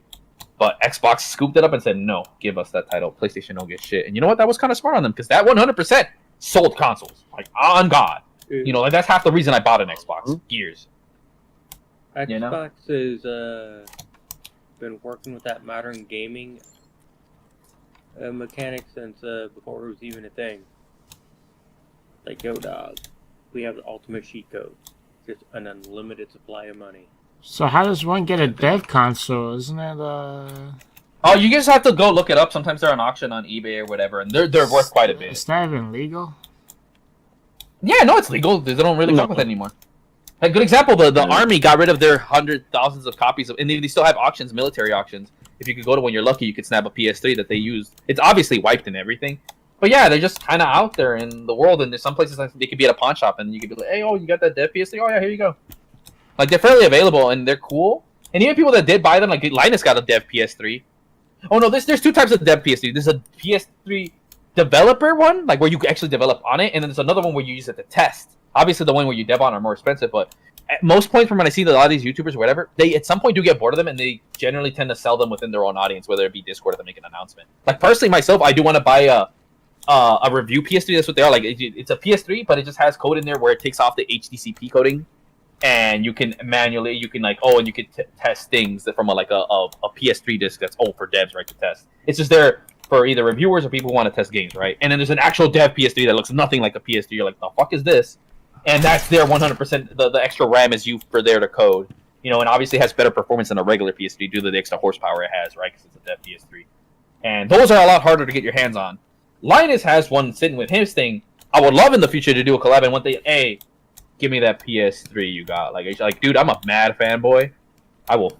We will fight each other first to send your whole cast. You're gonna say something else. One match of Street Fighter or Tekken, then all right, I'll do something for you guys. But if I win and I get like a perfect every last one of you, give me that PS3. I fucking want it. You know? But yeah, if you could look for it hard, it's not like they are like, you know, not plentiful, but if you go out looking for them, they're not that hard because they're not really in demand. Like, no one really wants them, you know? Like, most people that do want a PS3 just want a backwards compatible one, and it's mainly enthusiasts, and they're willing to fit it. But most people, obviously, they just, I just want a PS3. I just want a 360. You know, there's not a huge demand for dev kits. It really is a niche thing. Especially when most of the time someone would want it, like say like us. Oh, I want to be able to play modded games or this or whatever. You could just jailbreak your system, which is easier and cheaper. Me personally, I love the novelty of a dev PS3. You know, that's why I would get both. Because I'm just a mad PS3 fanboy, you know? So I have no real competition. And the price is there, like, not because there's huge demand. Just like, I mean, this is what I got it for, so this is what I sell it for. You know, no one's really trying to scalp or finesse anyone from, you know, those kinds of systems. Sometimes you can get them for really cheap. Some people are just like, you know, it's cool, it's fun. But I don't really do nothing with this. You know, I'll just sell it. If someone who could appreciate it more than me. You know, or they're like, you know, I'd rather have the money than have this living. It's just, you know, because again, what the fuck are most people going to do with a PS3 dev kit? I would use the shit out of it. I already play my PS3 near daily. I'd have a hoop playing a PS3 dev kit game. Like, I'll be playing Battlefield and I'll be like, they don't know I'm on a dev PS3. Just for the shits and giggles. Like, I might probably have an advantage, but I'd just be there as a flex. You know, but that's mainly a me thing. Like, what, me out of the millions of people on this planet? Like, I'm the only one that gives a shit. You know? So, yeah, you can get your hands on it. Just look on eBay or some other sites or Craigslist. Not Craigslist as much, but if you know where to look, they're not that hard, actually. They're just not plentiful. That's all it is. You know? But hopefully that answers that. But again, also ending. Anything else you guys want to add on to that we were talking about or move on to the next subject? No. That pretty much touches base with everything. Let me take a look at the notes here. We already did that one. Man, we had a lot of notes, I'm not going to lie. I'm impressed we actually covered some of these in a timely manner. Gosh, damn. Where's my notes? I thought I had some in my... I have another chat where I have it. I just didn't Oh place yeah, it. you guys. I noticed you guys put him in the wrong one. Like one of you guys, I think, put it in ideas. I'm like, oh yeah, that was Mar that did that. He put it. Oh right, I feel like. Game. Okay, I see it. No, Mar had it. Oh, so there's a me and my buddies were in a Discord, right? And we're talking about like what's the next biggest thing that is like something that goes like trendy type, right? And then he's like, we're messing with the soundboards, and he's like, what if in the future people just use soundboards just to create sentences? Like that's how they're gonna talk to each other. Cause hell no. Because I can see it though. Ew, you actually talk? I'm gonna just start using all soundboards I got. You're broke! I am broke. I am. I'm not denying that. Oh my god, what? No. Stop. Yeah. Lame. Downvote now, guys. Wait, who said that? I got you. Oh, dude, it's a tripped me troll. out. That literally tripped me out. I was like, who the fuck is that? I got you. And then the next thing I have is I went through my Steam wish list, right? Okay. And, you know, you see a game you're interested in, cool title, everything. You have it in your wish list for 2 years to see when it's going to be released, because it says it's going to be released in 2020. And then you check again. It says, oh, it's going to come out 2023. That's cool, you know. We'll wait. Now it's not to be announced. Oh, God. You know what game that is? Does anyone want to take a guess? No, like, you already know I don't give a fuck about anything coming out, bro. I'm waiting for my shit to come out. This is Taxi Simulator. I've been waiting for Taxi what? Simulator. Yeah, Taxi Simulator. Oh, wait, you know, I guess I'm wrong. I remember Mark corrected me because Sega's apparently pulling a fucking a goddamn hat trick out here. Like, oh, we're bringing back Jet Set Radio. We got a crazy tech. Like, okay, but they haven't announced shit, a date, but, you know, I guess I'm excited for this. We already talked about this last time. So, yeah, that was going to be my question. Is there any games you guys were waiting for? Or? I already said mine. Yeah. I already said what mine was, and it hurt my soul. What was it again, called? The Scalebound. Oh, well, we got cucked. That's long ago, bro. That's long ago. I'm so hurt about that. I am too, because again, the dude who invented DMC was the lead director, so it was gonna be a banger. Whatever, that's enough in this being but we go. You got 9/11? No, we got Scalebound. No. Well, as a Capcom fan, we got fucked by two things. Fun fact, you guys: Resident Evil 7 was gonna be a sequel to 6, not that trash we ended up getting. That's cucked. And MVC3, fun fact, Gil from Street Fighter 3 was going to be a playable character. He was finished and everything, but the developers felt he didn't suit it, so they never put him. So right now there is a literally full finished character, one of the best characters Street Fighter has ever had, just in a vault somewhere, data. And none of us can play Gil, and I'm so fucking butthurt about that. That's my 9/11. Like, wait, you're telling me we could have had a real Resident Evil 7 and Gil and MVC? I now have to buy out Capcom, and I will re-release MVC3 for free, and you're like, here's Gil. That's all. And Resident Evil 7, 8, and then when eventually 9 comes out, retconned. Never happened. Let's start from scratch. Let's go from 5 and reimagine 6 to not be trash. That's where I'm going. What's crazy about it, since you just reminded me, that the dev has never released any other game, so I was like, but they had the model, they had the city, they just never released it, and I'm very disappointed. I don't think it's dude. Actually, that happens a lot. You'd be surprised how many fucking titles get snubbed, bro. It's more common than you think, man. It's crazy. What about you, Mark? It's just crazier when it happens to a finished product. Yeah. What about you, Mark? What you? Yeah, this is actually pretty good because he's the one that brought up all the things that we feel got cut. Is that what that basically was? Yeah, basically. Yeah, games snubbed over you. Yeah, that's yeah. Well, we were thinking, what other games? Because he already said Scalebound, and that was my number one. Because what the fuck? How the hell do you ruin that idea? Like, everybody liked it. I don't know why they dropped the ball with that. Like, that one alone is a really, really good conversation on its own. I mean, heck, if anything, you can link below, like, oh, canceled games. Like, dude, there are some, and you're seeing, like, wait, there was gonna be a what now? Like, dude, what? Oh, no, good example. Days Gone 2 was gonna have a sequel. Got cut. Oh, I forgot about that. And I'm mad about that.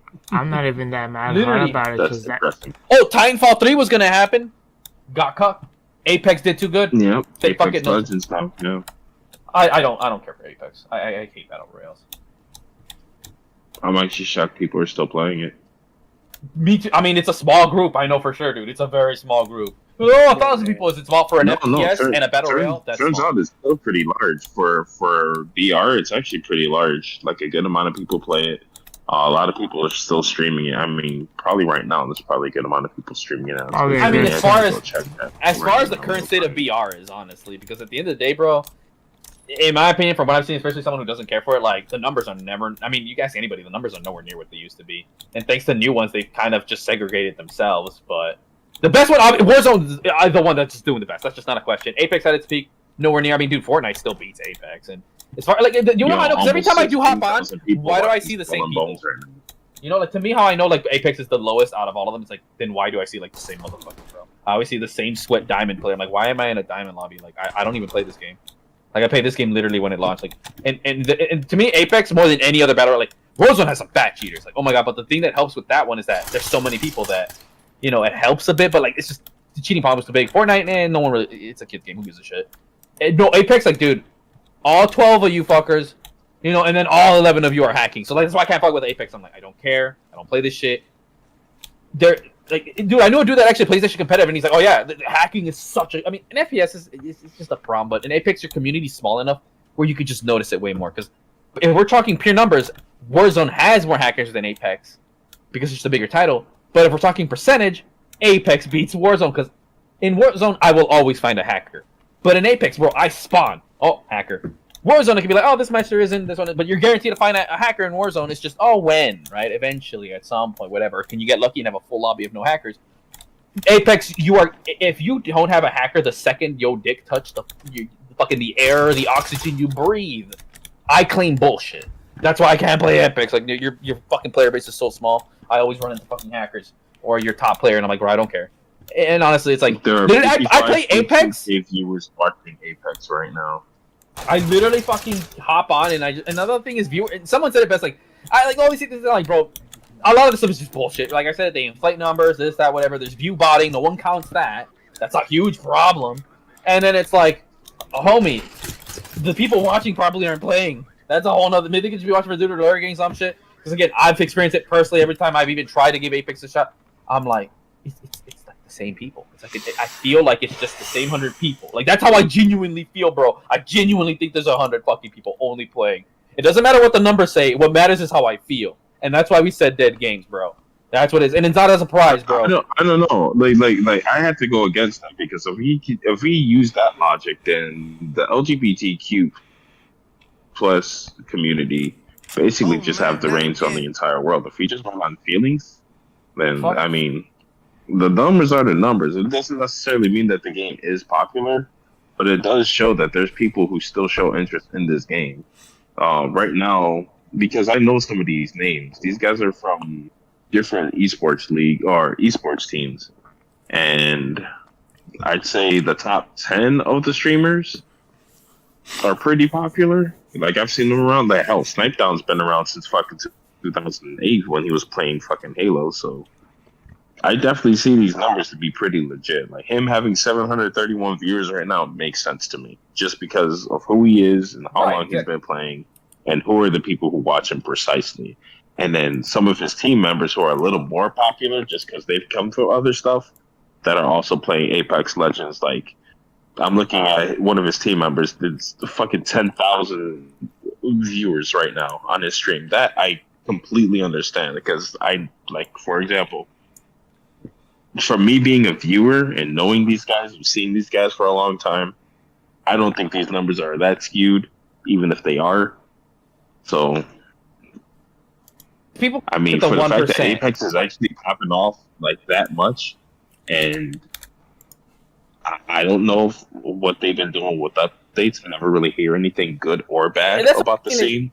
This is the thing I'm getting. I'm not saying that it clearly doesn't have numbers, right? But it's nowhere near what it was when it used to be, like with anything. And that's the thing. It's just always, like I mentioned earlier, it's always going to be the case, right? And of course, people click whatever. But again, to me, this is how Apex feels. 100%, it's its own niche. It is its own niche. It's not. I mean, I hate Pug. Trust me, I hate Pug. But I'm not going to like, yeah, that's like 100% the normie game.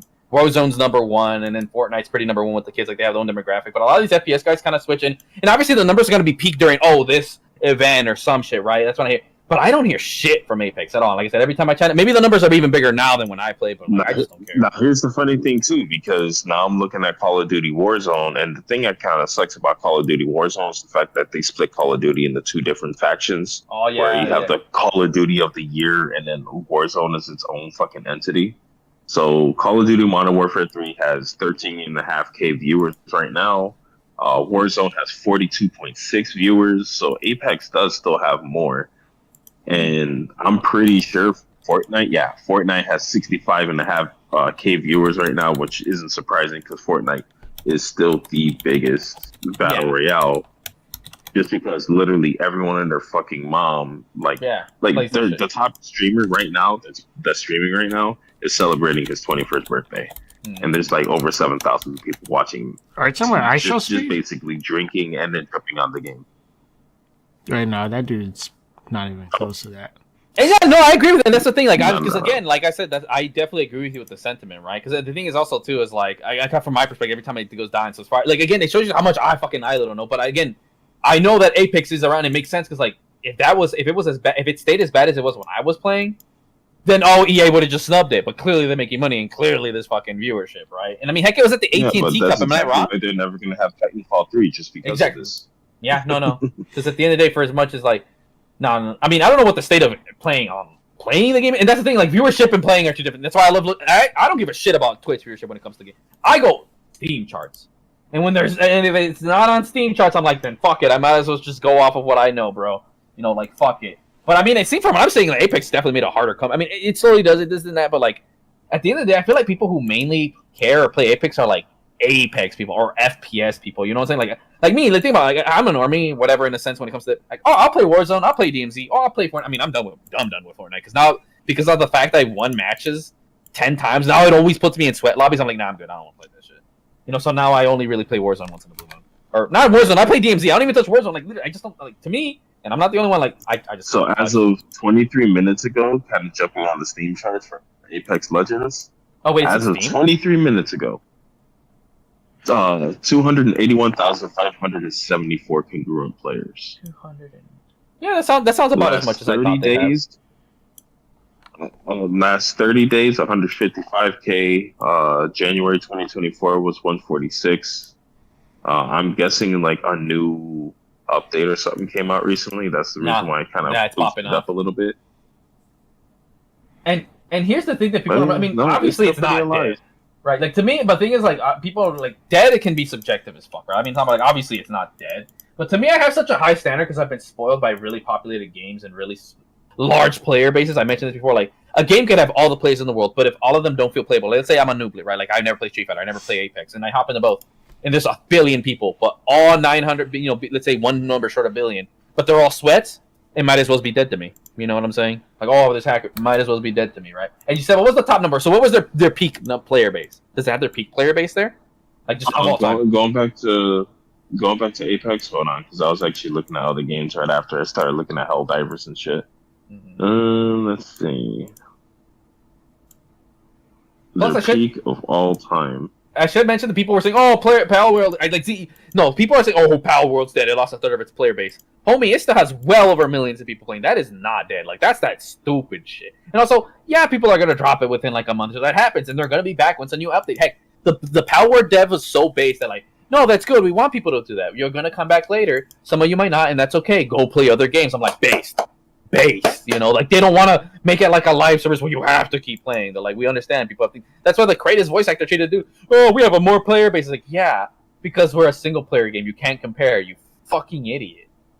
Like, did you find the peak player base number for Apex? No, because my shit's loading slow as fuck right now. But what was that number that you said that was the highest that you said? My Wi-Fi. I'm curious. What was the number that you said? The highest one. Was the current player base. Because I remember you said one was 150 at one point and one was like 4 something. You said, was that correct? Let's see. No. 146 was that lower one. Okay. But it doesn't seem like it goes over 275 congruent players. I'll just put like it doesn't really go over. Oh no. Hold on. Let me go all the way back down because I went down to like November 2020. that's when they only had like 75K players. So here's what I'm doing, you guys. The thing is why I say battle royales can feel a bit more dead than even say something. It's because there's 100 people, right? That's why I think when people look at a fighting game, 1,000 isn't necessarily dead for a fighting game, but that's definitely not what you would call popping. We all know that, right? Depending on how many players your game requires, that could change the definition. Like 1,000 players for a BR is dead. Like that's just because you need 100 people. You divide 1,000 by 100, homie. That's 10 matches. That's not a lot, Same with Tekken. If you went out to Tekken and you see only 10, like okay, it's whatever, but you wouldn't call it popping, right? Some people just have to fuck with popping, and that is me. And I'm looking I took the number he put, divided it by 100. That means there is at least 2,000 matches going on at any moment. So reality, the player base is technically 2,000, translated by fighting game terms. Is that really popping? No, but is it really dead? No. Somewhere in between, would you not say? And I think fighting games are one of the easiest ones, because then you count that as actual people when you divide it by matches. That can't necessarily count either, because if you think about it, if you break it down to just being 2,000 matches happening at that time, you have to take into account how many people are playing in that one match, though. Like, here's the thing. Here's the thing about battle royales. Like 60 to 100. But here's the thing about battle royales, which is why Nolan voiced that. Are you actually playing all 100 people? No. In some cases, if you're like me, you ever only see 3 people. Because I play to win. You win in BRs by playing like a bitch. You have to play like a bitch. There's a reason I have triple master rank in Street Fighter. I'm fucking good as shit. Like I said, and you want to challenge me, play me in 20 games of my choice. See if you can fucking beat me. You're not beating me, bitch. So that whole number, I'm not gonna running into like 4 or 5 people. Like when it comes to BRs, as soon as I have my fucking gear that I usually use, that's my go-to shit, I immediately go after everyone I fucking see. Like I don't necessarily play bitch, and a lot of the times, Vile can be even attest to this. Usually, we end up winning a lot of our fights. And it's funny, I think talking about the core game is a whole different conversation because, let's say I had 35 kills. You could have played a game of Call of Duty 6v6 at the same number, And again, it's a complete. We're talking about comparing player base to player experience is not really like, dude. I mean, what if I told Battlefield? We all know. Okay, we can agree. Battlefield 2042 does not have the numbers of Apex, Warzone, Fortnite, whatever. But I face hundreds and thousands. I have hundreds of kills, and you're like, wait, but the games that I play against bots. I don't like playing against people because there's hackers. You can ask Clockwork, and you know what? I have mad fun. So, actually, when you start talking about the game, it gets a lot more muddied, and it's a much deeper conversation that I think would be its own podcast. I'm purely talking about numbers and what actually really. Then people say, but okay, let's say you die this person, then you have to re-queue up. Yeah, those same people that got died. Okay, now you have to wait for all those. In the beginning, half the people die in BRs, right? So let's say there's 2,000 matches happening. Okay, now they're still there, those 2,000, and now the other group. Okay, now let's say you have half of the people died, right? Because half of them, that means you now have 3,000 matches going. But now those other 2,000s are half capacity. And how many times are you running into people? And again, that's a whole different conversation. So in reality, it can actually be more bloated than what it actually is. It won't show on Steam charts, right? Because again, the number of people are the same, but it's not showing how many matches. At most, I would say a BR, let's say let's say the perfect timing that there are 3 squads for Apex or something. Let's say 4 times 3, 12, and then you would put 2,000, whatever, divided by 12. So at any given moment, it could be. Let me do the math real quick. The peak amount of matches there could be, would be fucking oh wow, holy shit, that's crazy. Oh man, math is a motherfucker. Would be basically one. Because I said the other one was something. Yeah, you basically would actually be at 16,000. Technically, in a sense, if everybody at the same time happened to get eliminated to the person, there's a perfect ratio that there would actually be 16,000 matches where there happen to be 8 people alive. And it's an intense situation, sure, whatever, but it's weird. And that's the thing about battle royales, the numbers all over the place. But then what if you happen to get into another thing you also have to take into account too, because we're looking at these numbers at the worst time, because almost no one is fucking up right now. That's true. Right now. Well, then again, it's gamers, so it's like gamers never sleep kind of meme kind of thing, And then peak hours. I think peak hours, is this low times, high times, mid? They're not that many night owls. A lot of people talk to big talk, but they're usually not even in that. True. So that's why I said I wanted to look at peak numbers, and then you can look at the history, what are the peak days? Because I like to look at peak player base, and then for the month this and that. So they even do it for fighting. It's just for consistency's sake, right? So we'll give the benefit of the doubt at the game that they're at throughout all the time. They're at this much, right? You know, and then when it goes lower, then you see it, right? But we're always gonna at the end of the day, people. It's just easier to take the bigger number that's more consistent and fuck off with it, right? But I mean, like I said, Apex's numbers all over the place. I mean, for me personally, like, I mean, again, that's the thing. I mean, they're clearly not dead games. And again, I agree with at this point, again, it's still going. That means there's money. You know, I'm just surprised Apex really is still around. I mean, me personally, I fucked off because I felt they didn't update content like Fortnite, and that's why Fortnite was killing it. Like, dude, Warzone and Apex have like this. In my mind, as far as I know, they've been having the same map for fucking 10 to 5 years, basically, what it feels like. Whereas Fortnite, here's a new mode, here's no build. Like, there's a reason Fortnite's killing it in the goddamn fucking, like, you know, I don't give a shit about Fortnite, but man, at least there's always something fucking new. Meanwhile, Warzone, we're gonna change the map one time, and this map is ass. Now deal with it. I'm like, I'm not playing this shit. You know, like, fuck, I'll go play DMZ when fucking Modern Warfare 3 or 2, whatever it was, came out, you know, shit. But the other thing about, I guess, for me personally, too, it's like, okay, yeah, the numbers can skew at any moment, but then, see, I didn't even think about this, like, now you have to wait for all 100 people to queue up for the same thing, and it's like, oh, fuck. I mean, I just don't like the gameplay of Battle Royales either, and waiting for 100 people for, like, I'm like, homie, I'd rather just be 100 versus 100 fucking Battlefield game.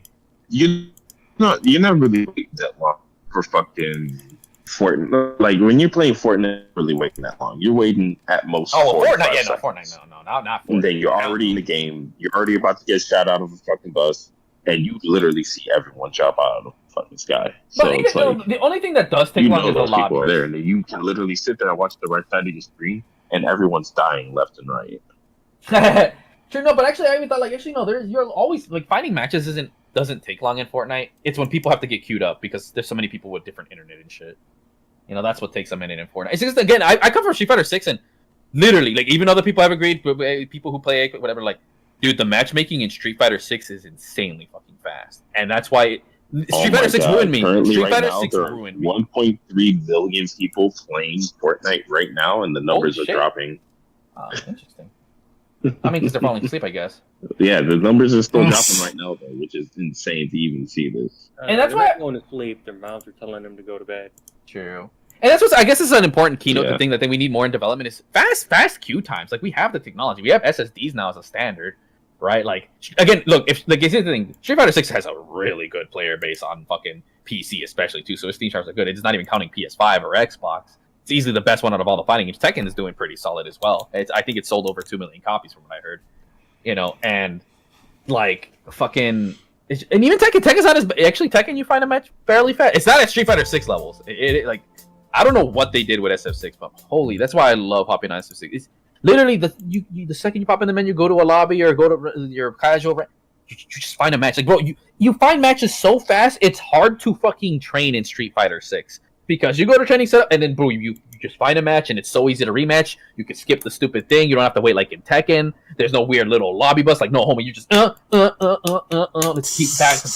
And that personally has ruined me, honestly. So a game Fortnite, like Fortnite 100% is populated, but I don't want to hear it. And then people, I'm like, oh my god, I just want to play already, you know. And then, let's get the bus, when all that thing I said, homie, I could have already gotten fucking 2 matches of Street Fighter in, bro. It's like, nah, I'm sorry. As a full-grown adult, I want the game that gives me fucking more matches for my shit.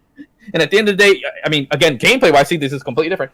I'm comparing a game where you go, look at that little pew, little building, to fucking Street Fighter, the most MLG esport you could play right now. Like, like, I play Fortnite because the homies tell me, or I want to show off. I want to try to get the kids. You know, like, the dude that sells candy. Hey, kids, I got candy. No, it's me with my Rio outfit. Hey, kids, come play a way better game. It's called Street Fighter. Come on. Like, literally, that's the only reason I play Fortnite. Is just to stand Street Fighter. Get them kids, be like, hey, look, come on. Come play Street Fighter, kid. That's literally the only reason I even touch Fortnite, bro. Just to stand Street Fighter. And then I don't play anymore because the SBMM is that crack. I'm like, these guys are sweats. They don't give a shit about playing fucking Street Fighter. They don't play real games. I'm just going back to Street Fighter. The only reason I'm taking a break from Street Fighter right now is so I can focus on debbing and doing other shit, or I play with the boys. You know, but and that's the thing, right? So people think to be good match on the matchmaking, if your internet's good or not. You know, that could take longer. Are you on SSD, not SSD? Is the game cross-platform? Is it only? See, that's why Tekken oddly has good ones because it's only on PlayStation and fucking PC and new gen.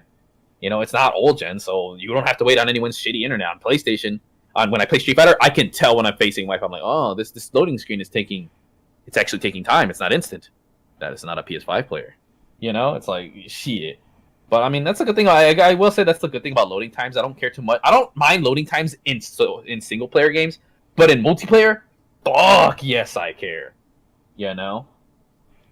I don't even know what started this conversation, but just a random thing, right? But just yeah, I was just about to say, anything else you want to add to it, or are we done with this random tangent of player bases and shit? I don't know. Player bases. Oh man, I was trying to see. Oh well, it happens. I mean, because what was the original thing you brought it up, Mark? Because I know it's something you led, and then talk about Apex and I think BRs. I don't know what led to that. I'm gonna be honest. We started talking a little bit about player count, Twitch numbers, and like But what was the thing that popped that games off? if they're even like really alive or dead. I think that's what kind of led into the whole conversation. Right. But what led into that though? That's what I want to know. I know we were like to talking remember about snubs. Speaking of snubs, now I remember. I remember because we were talking about that Apex and Titanfall, right? Because again, you know what I'm saying? Like, I hope you weren't getting that. I was like saying, oh, Apex is dead. No, it felt dead as shit. I know it's not, but fuck me, when I played it, it felt like it, dude. Holy shit. I mean, clearly it's doing better than when I played it, but it left such a bad impression. I mean, like, yeah, I'm never gonna play Apex again, honestly. And it honestly surprised the shit out of me looking at those numbers. Like, I honestly thought it was gonna be a lot less. Right. Me too. So that's why when you told me, like, oh shit, cat, like, I believe you. I mean, why would you lie to me? You know what I'm saying? I had such a bad experience. Like, I had such a bad experience that I don't even want to go back. And then the other thing is, even if let's say it was popular and I played, because dude, when I did play, dude, I was literally one of the best Apex players. I literally got like 20 wins in a row when it came out. I'm like, oh, and then I got bored. And I'm like, oh, this is boring. And I thought to myself half the time, I'd rather play Titanfall. It's just booty water nerf Titanfall. I'm like, I'd rather play Titanfall, dog. Where's my mechs? I thought it was when I was saying that the games you guys was hoping to come out, but it just never came out. But I'm surprised neither of you guys said PT. Because PT was. I don't really care for PT. Your thoughts, Mar? Silent Hills is a thing. I wasn't really too excited about it. I didn't really give two shits when they announced it. Like, oh my god, Norman Reedus is going to be in Silent Hill. Right, my god. The only reason why I was even remotely excited for it just because Hideo Kojima was making a new game. That's literally it. But the only reason he ended up making Death Stranding, and I mean, we're here now. So I mean, the only reason I care is because it was Silent Hill. I wanted to see where the story went. For me, it was the story of Silent Hill. Like, Kojima's a hack, so I'm glad. Because we saw, like, his fucking walking simulator game. That shit's trash, bro. I mean, initially, I thought, oh my god, Norman Reedus, oh, Kojima, oh, Silent Hill triple, oh, it's a match made him. It never happened. And then later I find out, if you want to say the greatest walking simulator of all time, here's a game that literally is just a movie. Metal Gear Solid 4. But you know what? I really like that. That game is literally just a movie. I mean, it has, like, what, 30 minutes of gameplay? I think even that might be too much, actually. I like Metal Gear 4. For a little gameplay it does have, I thought it was really ahead of its time. But fuck me, them cutscenes were like Metal Gear Solid 4 is a great first over 3 hours of cutscenes. You know you're fucking ruining what gaming actually is. Right. Again, I really did enjoy MGS4, but I'm not gonna sit here and tell you like, oh yeah, no, like dude, no, it's not 3 hours by the way. It's 4 hours of cutscenes, dog. Oh, 4 hours. Sorry, I missed an hour. I only know because my homie showed me, bro. When I seen that, I'm like, 4 hours for the cutscenes. I was like, that's sick. Like, that was back then when I was young. I mean, why? Like, to me, I feel like Metal Gear Solid 4 is the only game that has any right to get away with it. The rest of you, please, fuck no. That's just, and then now you can just skip it. When you replay it, you skip it. But whatever. Look at where we're at now. You're literally playing cutscenes in games like God of War. Yeah, God of War. You can't even skip the. That's what pisses me off. I'm like, at least with the cutscenes, I think they're good for the first time, but now when I play a second time, let me skip them. I already know. Just let me get to the core of the game. Now they're like, no, the game you must walk with boy and have conversation. I'm like, fuck off. Any other games you can think of, codes that got cucked or Mar? I mean, I guess I'm not gonna go off because, dude, there's so many videos I've seen that got cucked. Like, I'm just gonna talk about the things I got cucked. They weren't even games. It was just features and fucking shit. This might be a conversation we have to continue at another time because it's about to be 1 o'clock and I'm already. Fair enough. Oh yeah, we did go on for a minute. Fair enough. No, that's fine. Yeah, no. I mean, how about this? I think we covered what 90% of the things you want to mention. Oh yeah, hell yeah. He's not gonna deny it. All right, yeah, that's fine. I mean, I think we covered surprisingly a lot more than I thought we would have given the subjects, and fairly quickly. I don't know. What do you think, Marwin? Yeah. Oh no, that was a good amount of subjects. Everyone pretty much had good points to actually add into what we had to talk about, and yeah, it's good beginning, middle, and end. Yeah. Unlike Rebel Moon, you know, we actually did a pretty good job of packing shit up. Snap. And you guys already know my controversy too, but you guys want to see? I'm gonna make clips too from what happens in these, and we're counting them. You guys want to see more of my boy? I mean, I already know Mars gonna watch them. I already know Mars gonna watch them, and then you guys are gonna have fun in the comments seeing the people get butthurt. Like, damn, bro, it's just my opinion. Then, man. Yep. Well, pretty soon the greatest gamer is going to become the greatest grifter. So, with that being said, guys, we're going to go ahead and wrap it up here. Thanks for even listening to this. Vile, thanks for hosting the whole thing.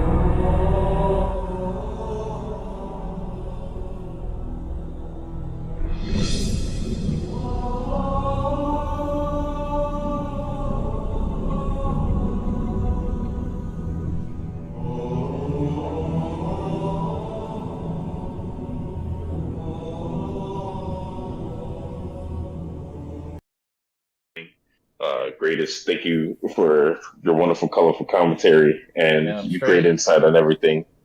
And I mean, I gotta thank you for informing. Good job on doing the research while we were doing it, man. Good shit.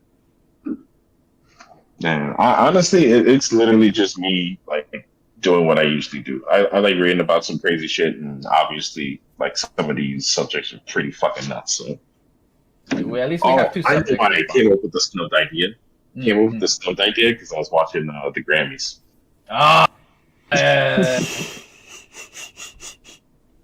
You know, then we gotta add. I gotta add that games that got cut for the Game Awards, but even though the Game Awards is stupid, so you know, I mean, like Doom should have won FPS of the year. But again, we'll save it for the next one.